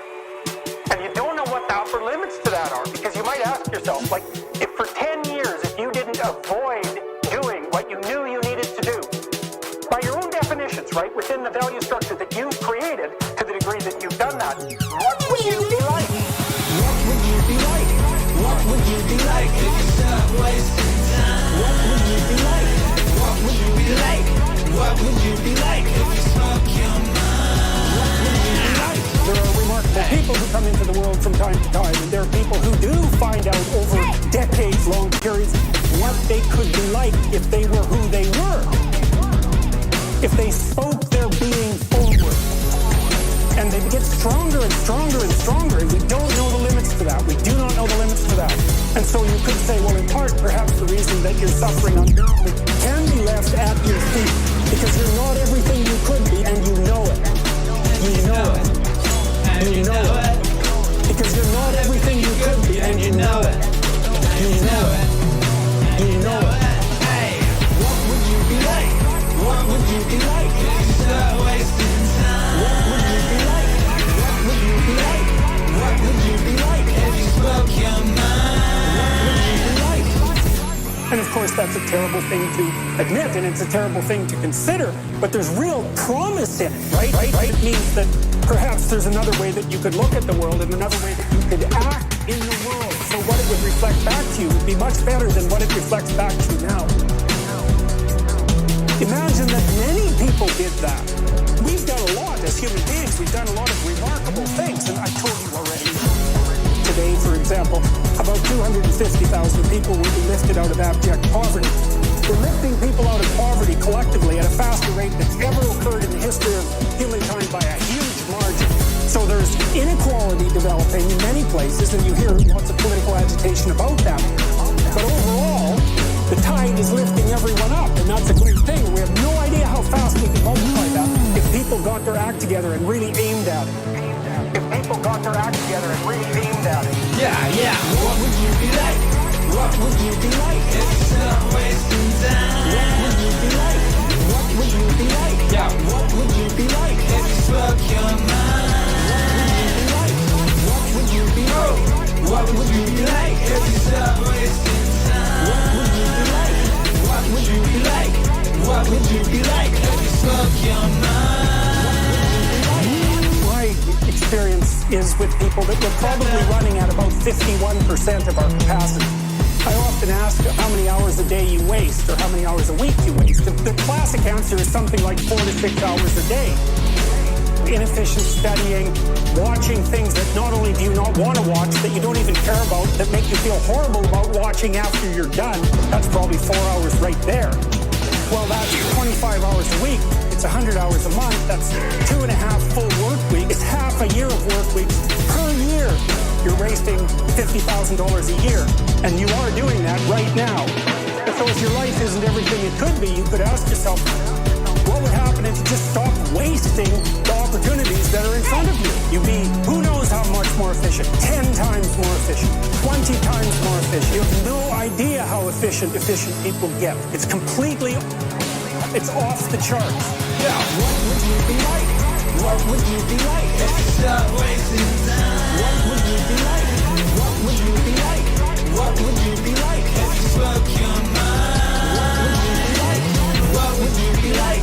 What would you be like if you stopped wasting time? What would you be like? What would you be like? What would you be like if you spoke your mind? What would you be like?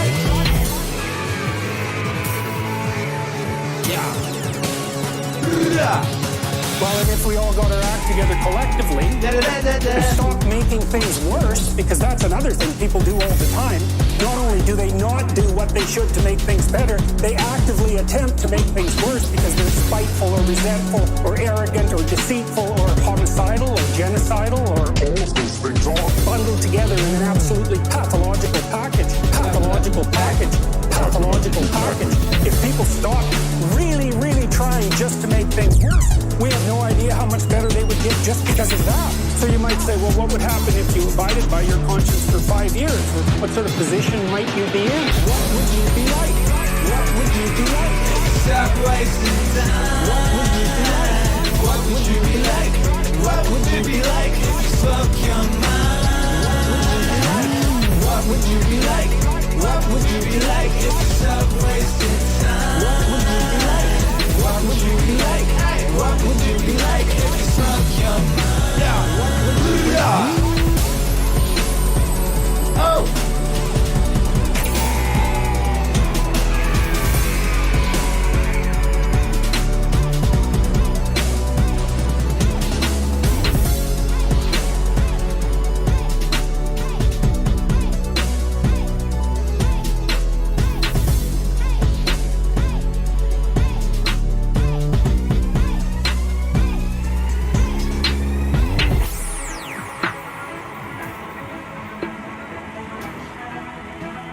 Akira.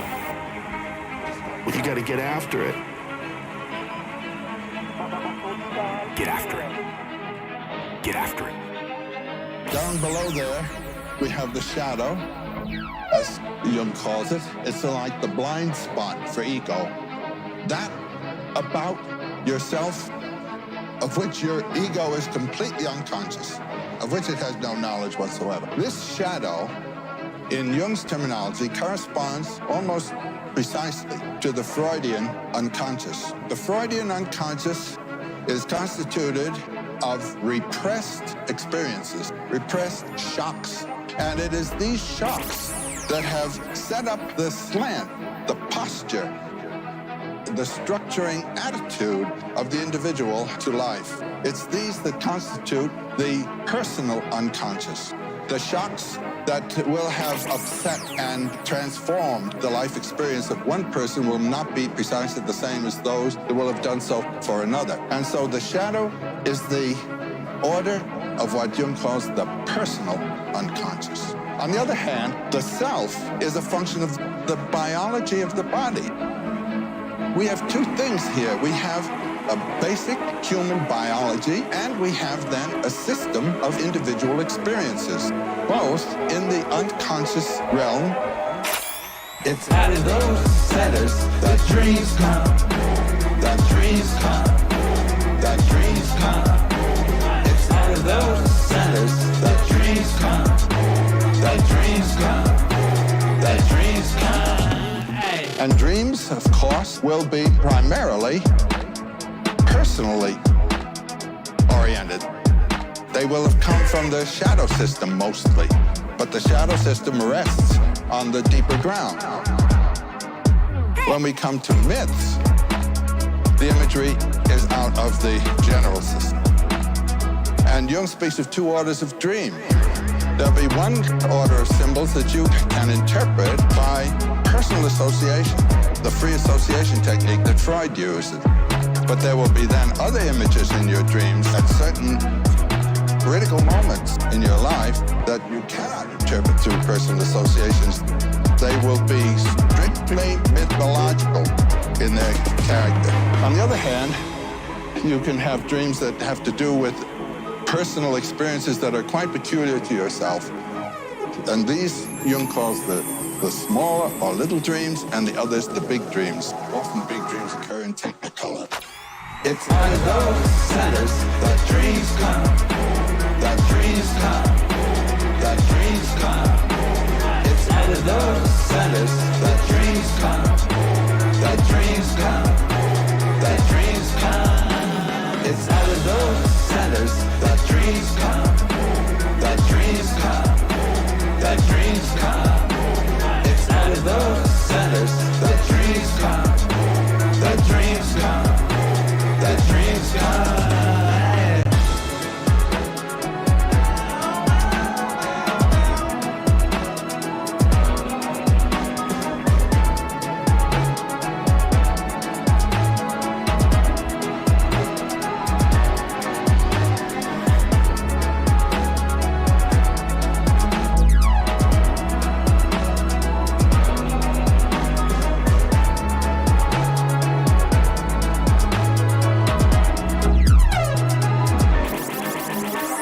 It's out of those centers that dreams come.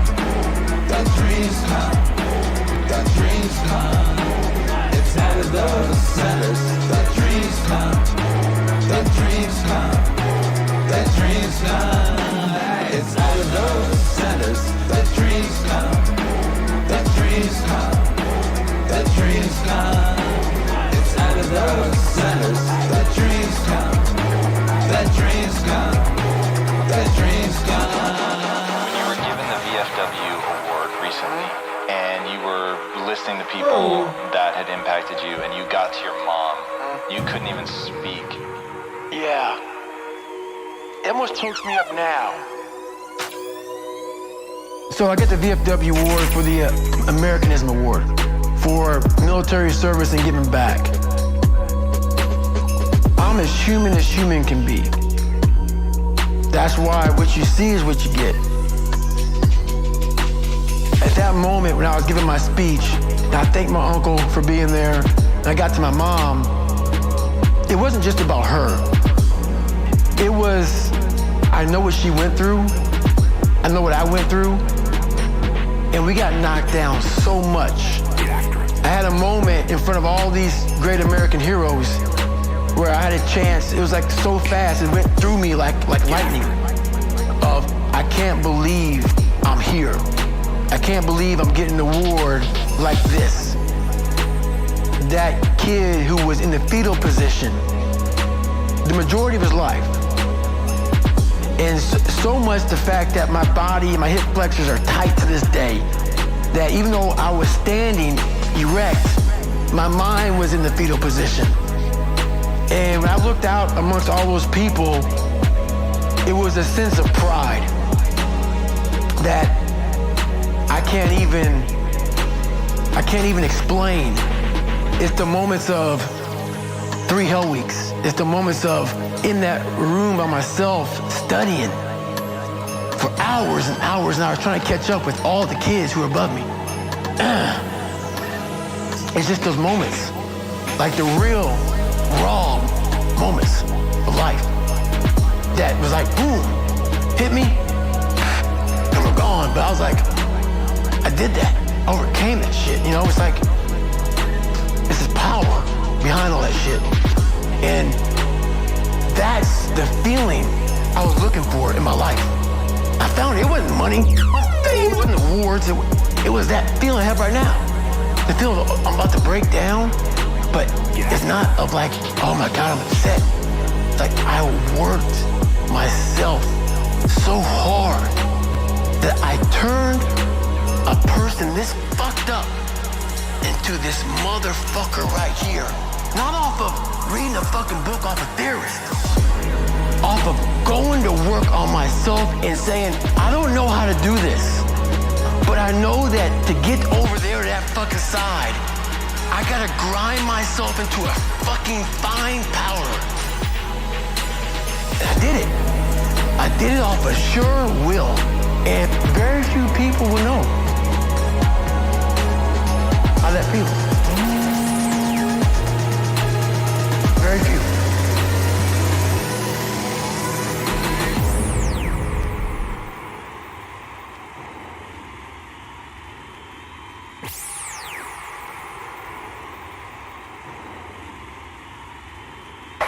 I don't know about that. Some of them maybe, but I think some of them just don't have discipline. There's also an issue with momentum. You're not used to doing it. It's not a part of your life. It's not something that you're accustomed to pushing yourself. There's been many days where I didn't want to work out. I just didn't feel like I had the energy, and I just forced myself. And I think there's very few people out there that know how to force themselves. That's a skill. You have to have like real rigid requirements of yourself where you don't allow yourself to back out of things.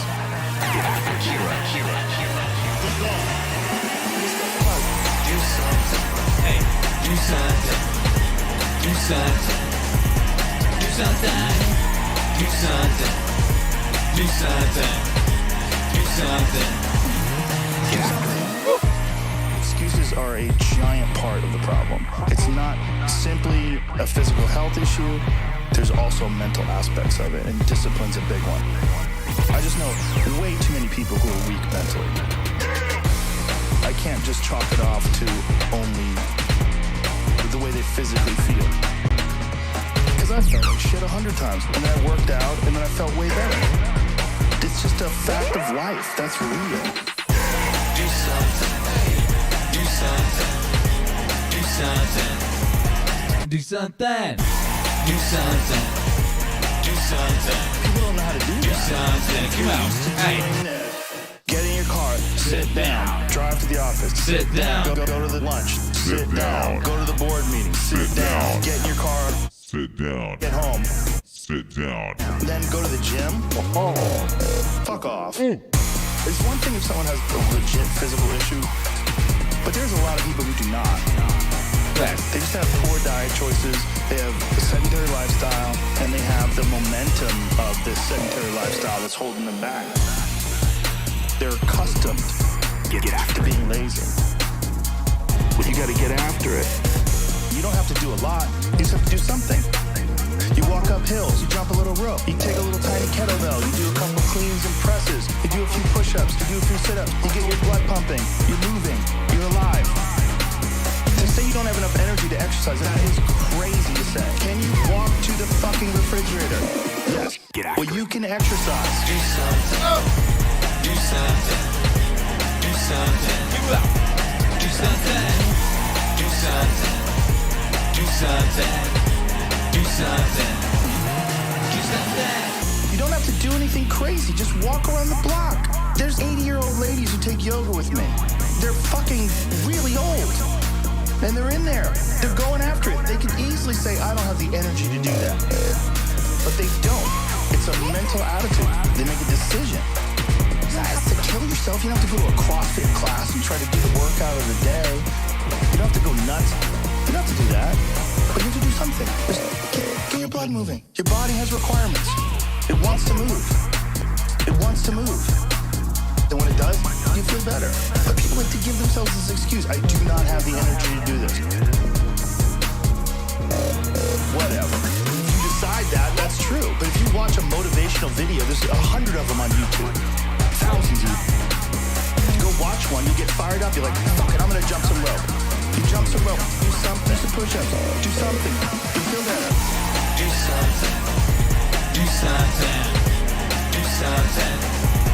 Do something. Do something. Do something. Do something. Pull that shit up, James. We have fucked up lifestyles.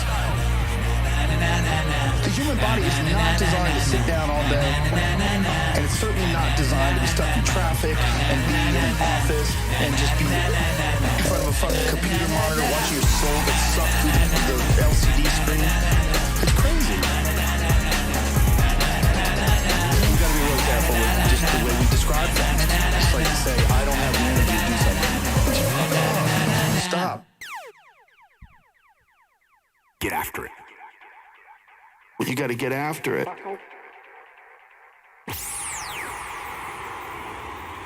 Na na na na na na na na na na na na. What up, baby?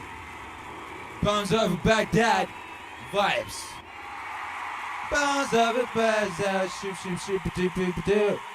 Na na na na na na na na na na na na na na na Meaningwave. My motivation. Motivation from Meaningwave. Yeah, yeah, yeah. You know, you already know. You had it. That was that Meaningwave live experience. Your boy Akira the Don just playing them bangers. Them motivational Meaningwave bangers. Because guess what, baby? Motivation is crap. Word to all the homies who came before. Motivation is crap. Motivation comes and goes. You know that. You heard your boy Goggins say that. You heard your boy Jocko say that. You heard your boy Marco Aurelio say things to that effect. You heard many smart mofos say that thing. Motivation comes and goes. Discipline is forever. Meaning is forever. You know what I mean? Meaning, that's the thing you can find, and then when you got it, you got it. You don't even have to work on that thing. You just got that thing. You find it and it's yours forever. Like a Pokemon. You know what I mean? You find that Pokemon, you get to keep that thing. That's the rules of the Pokemon. Ain't gonna run away. If you treat it right, baby. You know what I mean? You find that meaning, you keep that, you got that meaning. A meaning over, what's the thing they do on the internet with the little wiggly sideways arrow? I can't remember what that's called. You try to put that in a YouTube description, it won't post. YouTube has banned that little guy. You know what I mean? Because they don't like talking in terms of things being better than other things. You know what I mean? Because they're communists. However, they are wrong. Some things are better than other things. Some things are over other things. And motivation gets beaten the crap out of by meaning, baby. Meaning kicks the crap out of motivation every goddamn time. So get yourself some meaning. Get yourself some meaning. And you know, here at the Church of Meaning, that's what we deal in. That's our stock and trade. We are meaning merchants. We are meaning machines. You know what I mean? We're just fountains of limitless meaning. That's what's going on over these parts. So get over these parts, baby. Get yourself some meaning in your life and you'll be cool. You won't even need motivation again. You get meaning. If you get meaning, right? And then if you combine that with some goddamn discipline, the things you cannot achieve, I don't know what they are. The things you cannot achieve, where are they? I don't see them, because there ain't nothing you can achieve if you got some meaning, you got some discipline in your life, baby. You got some meaning, you got some discipline, you can do it. You can do everything that you dream of, and you can do everything that's required for us to beat all of our obstacles, baby, to beat them like a goddamn gong. You know, to beat them like a ugly little alien creature that just stole, you know, our wife. You know, just ran up in the house going, you know what I mean? Beat it like that, because you ain't gonna feel bad about beating that thing. That little alien thing comes in your house and steals your wife. You beat that thing like a goddamn gong, son. Boom! Boom! How dare you? Clunk. You know what I mean? You be beating it like that. You got some meaning, you got some discipline. Yo, you be beating that thing like a drum, baby. You be like Travis Scott when he was doing those rap cover version videos in the early 2000s when he was trying to get hot. Post Blink 182, you know what I mean? You'll be beating them with the fury. You'll be beating them like Adam and the Ants. They had 2 drummers. Not 1, but 2. You'll be like that if you get some meaning in your life, babies. You get some meaning, God damn it. Meaning over motivation every flipping time. That's the rules of the game. Baby, I didn't make them up. I just observed those joints. You know, so shouts out to everyone that was locked in throughout that thing. Small in Australia says, I'm swimming in it all the time. Yeah, Great Flower says the Don is good to us, blessing us with these vibes. It's a reciprocal process, baby. I only give out what I get. You know, you give it to me, I'll give it you back harder. That's the vibes. That's the regulatory. That's the regulatory situation. That's the regulatory science. That's the circle of vibes. You know, you had that movie, The Lion King. They were talking about the circle of life. You know, and in the circle of life, you chuck a lion off a cliff and you get a warthog and a talking monkey or something. I don't even remember. But in the circle of vibes, you know, you get regulation. Yeah.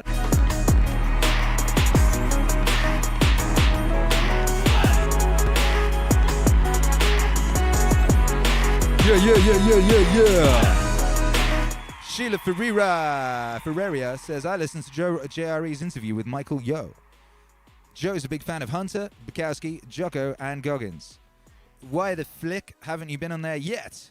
You know, there just hasn't been the right time. When it's the right time, it will occur. You know, everything happens in the right time, baby. That's what it's all about. It's all about timing.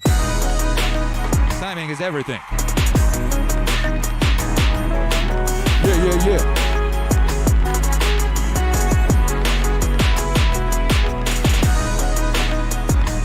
Yo, who am I shouting out now? I'm shouting out so many people, but Terry Price, bless up Terry Price. Thank you for the support. You said shouts out for being a great dad. Shouts out to you, Terry Price, for being a bad man. Shouts out to Timothy Delgado for supporting. And shouts out to Sergeant Skoltz for supporting. Shouts out to all of them supporters out there. Shouts out to all the members who be supporting on a monthly membership basis. You got gifted a new mix just today. Today you can download, this Jordan Peterson mix. You know, you can download this beautiful Jordan Peterson mix.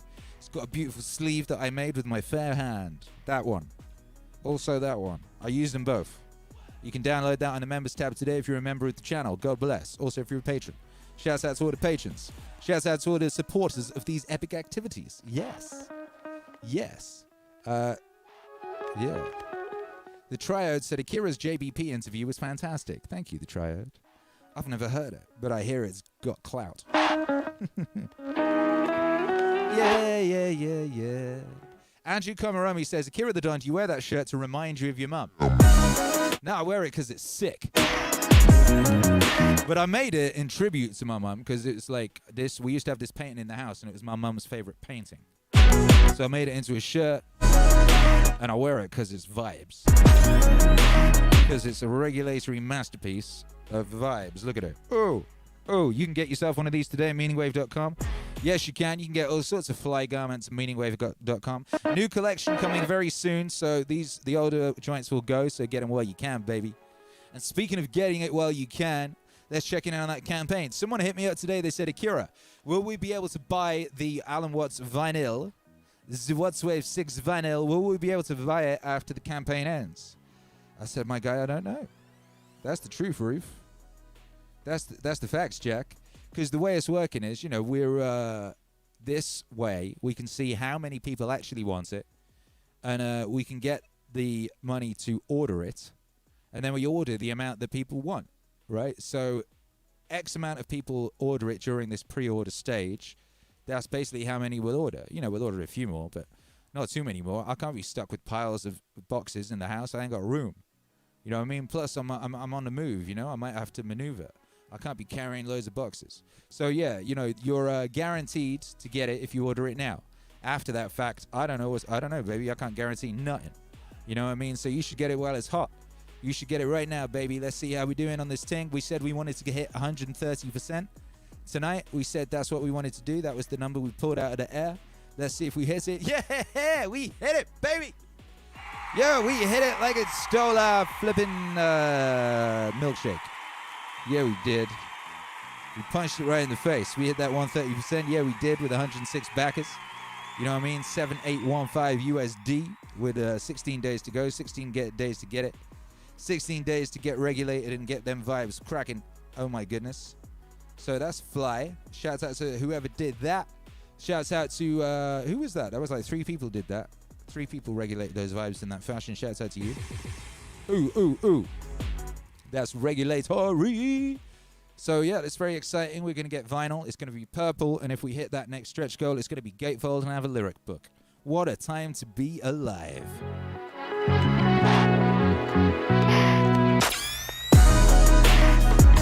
What up, YouTube hero Alex? He just pointed out a fact. He said every goal we've ever set on stream, we've always nailed it. That's the thing, right? Speak it into existence, baby. Make it happen, baby. But you know, it's because we got that crack-a-lack Meaningwave community, baby, and they recognize what's up, you know, and they want beautiful vinyl in their lives, and that's that, baby. They come here, they hang out, they get an epic-ass DJ set every night of their flipping lives, and they get to look forward to glorious things like purple vinyl happening in the world, and an Alan Watts album happening in the world. A whole album, a whole 20-track album. It's coming out on May 29th. Cindy was asking, are the people who backing the vinyl going to get digital downloads? The answer is yes.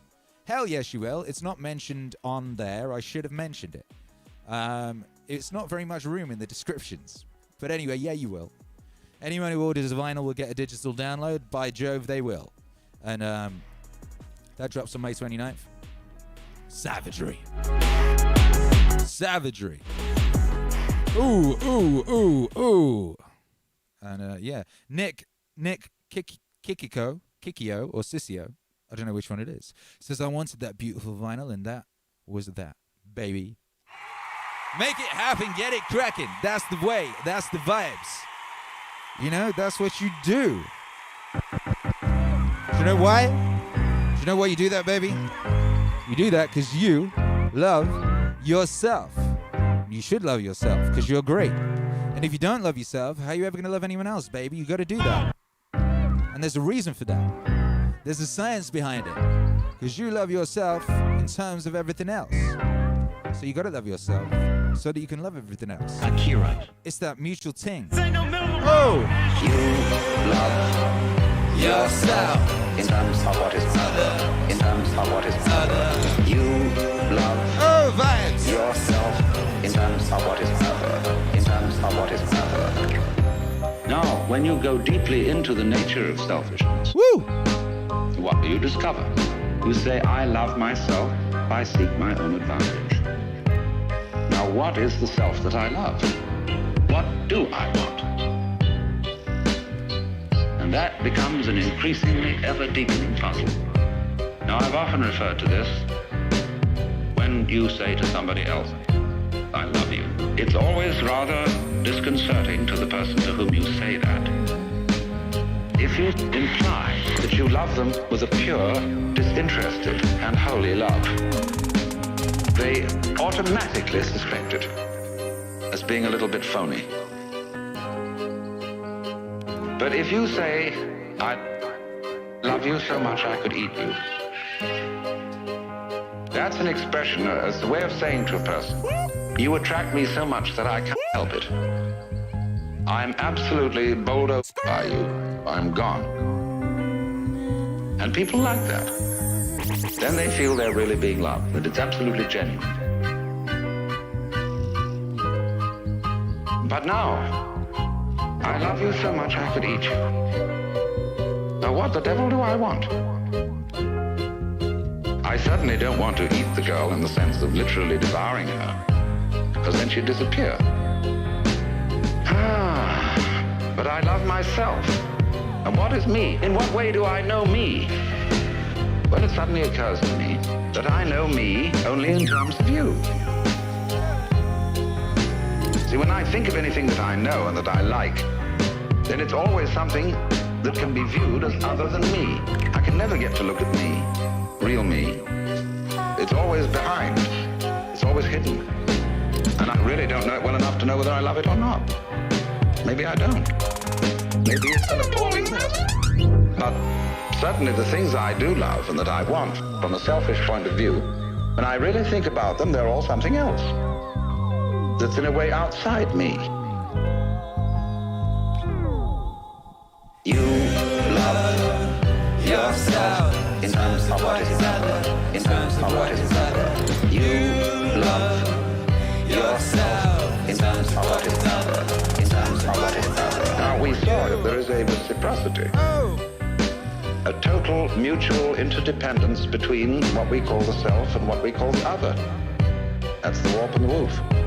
And so if you are perfectly honest about loving yourself and you don't pull any punches, you don't pretend that you are anything other than exactly what you are, you suddenly come to discover that the self you love, if you really go into it, is the universe. You suddenly come to discover that the self you love, if you really go into it, is the universe. You don't like all of it. You are selective about it, as we saw in the beginning. Perception is selection. But on the whole, you love yourself in terms of what is other, in terms of what is other. You love yourself in terms of what is other, in terms of what is other. You love yourself in terms of what is other, in terms of what is other. You love yourself in terms of what is other, in terms of what is other. Because it's only in terms of what is other that you have a self at all. Yeah. Them's the facts, baby. Them's the facts. Ooh. Ooh. Ooh. Ooh.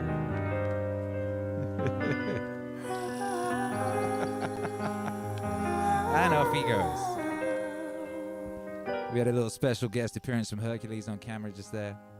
He ran up and did a mini by 5. He just gave you a little goodbye because he's playing with Siren. He's just playing with that Siren girl. Yeah, he is. He's just playing with that little Siren girl on that Minecraft, showing off, no doubt, about how he's now a master of 3D. Now he's a master of cinema 4D. If you're a young man in this modern world, there are certain skills that will make you very powerful and attractive to other humans. And one of those is a mastery of cinema 4D. Them's the facts. Yo.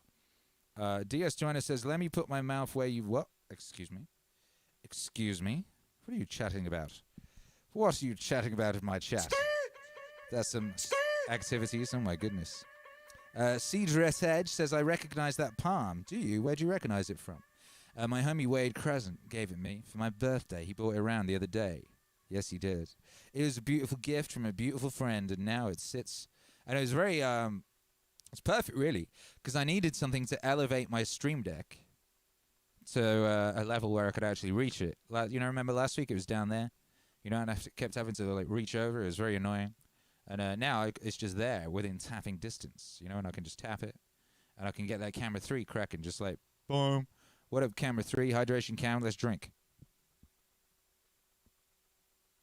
Ah, yeah, baby. I can be like real super easy. I can be like, hey, what up, camera 2? What's cracking with you, boo? Them the vibes. And the whole thing is kind of, made beautiful by a little palm tree. A little palm tree keeps that thing looking nice and nice. And as Val says, the transitions are on point. Thank you, Val. Like I've been saying, baby, incremental upgrades. Every day, we just get a little bit better and we step a little closer towards heaven, baby. Every day. And if we can do that in our whole lives, imagine where we could be. We don't know. You know what I mean? So if you just try and make things just a little bit better every day, just pick one little thing. Maybe it's your desk, maybe it's your garden, maybe it's your sock drawer. Maybe it's your quadriceps, maybe it's your biceps, maybe it's your gluttonous glutes. Whatever it is, you work on that thing just a little bit every day, then that shit will be where you want it to be sooner than you could imagine. And your whole life be like that. Your whole life be like that way, baby. Just a little bit every day. If you just make the best of every day. This is the day. Who is it who said? Some great poet said, this is the day that God has given us. And let us make the best of it. And that's the sort of thing you say when you got a bad day. You got a bad day, but like you say something like that on a bad day. You know what I mean? This is the day that God has made. So let's make the best of this day, baby. Because it's the best day. It's the best day there ever was. That's just facts. Every day is the best day there ever was. So let's make the best of this best day. And let's do that every day, by God, by Jove, by the Wave Lord Almighty up there in heaven, in the eternal ocean. Let us make the best of this beautiful gift that is today, brothers and sisters. And one of the ways that I did that today was by spending some of my time with you. I only get 24 hours every day, and I got to sleep for some of them, But I get to spend a couple of hours with you every day, and that's a joy, and that's a blessing, and that's a privilege, and I don't take it for granted, by goodness. I do not. I do not. I'm grateful to get to be here, and I'm glad that you choose to be here. And I'm honored that you choose to be here, when you could be anywhere else on this beautiful day, on this beautiful earth that was made for us by our beautiful Lord, by Jove, by goodness, by gracious. Cheers and hallelujah to your source, baby, says Diaz Tuanes, and I think that's a beautiful thing to say. And I think that's a beautiful way to say, sayonara. I'm getting out of here. I'm going to go eat me a steak, and regulate some vibes in other parts of this beautiful thing that is my life, for which I'm very grateful, for which I am, just astounded to get to be a part of. I'm astounded to get to be a part of this experience, this life, this glorious thing. Gosh. WMIV says, thank you for sharing tour wisdom. I guess that was maybe a typo, but one day I'll tell you about tour. I'll share some tour wisdom about the times I've been on tour, been out there on the road and had some adventures. I'll tell you about those things one day. And thank you for reminding me that those things even happened. Gosh, some stories I could tell. And I shall, baby. It's the meanest dream where dreams come true. We'll be back tomorrow. Same bat time, same bat channel. And I look forward to seeing you. Thank you for being here. Go check out the Alan Watts campaign. The link is in the description of this broadcast, wherever you are. Go check out the Spotify. There's new music dropping every Friday. We've been hitting that. We've been hitting that hard for a while now. It's going good. You can become a member of the channel. You can become a member of the Patreon. You can send a one-time donation via the link in the description. You can smash that like. You can share that link. You can ring your mum and say, Mum, I love you. And if you can't ring your mum, then ring someone you love and tell them, hey, you're a bad, bad, bad mama jammer, and I'm glad you're here. I'm glad I get to share this world with you. And what a beautiful world it is, eh? What a beautiful day. What a beautiful world, and what a beautiful day, and what a beautiful stream it was. Thank you, everybody, for being here. I'm Akira the Don, and I'll speak to you tomorrow. Tomorrow, I love you. Tomorrow, you're only a day away. Bless up, James Scott. Good night. Good night, Akira, says James Scott. Good night, James Scott. And good night, all of you out there listening to this thing. God bless. Good night. Sweet dreams. I'll see you tomorrow.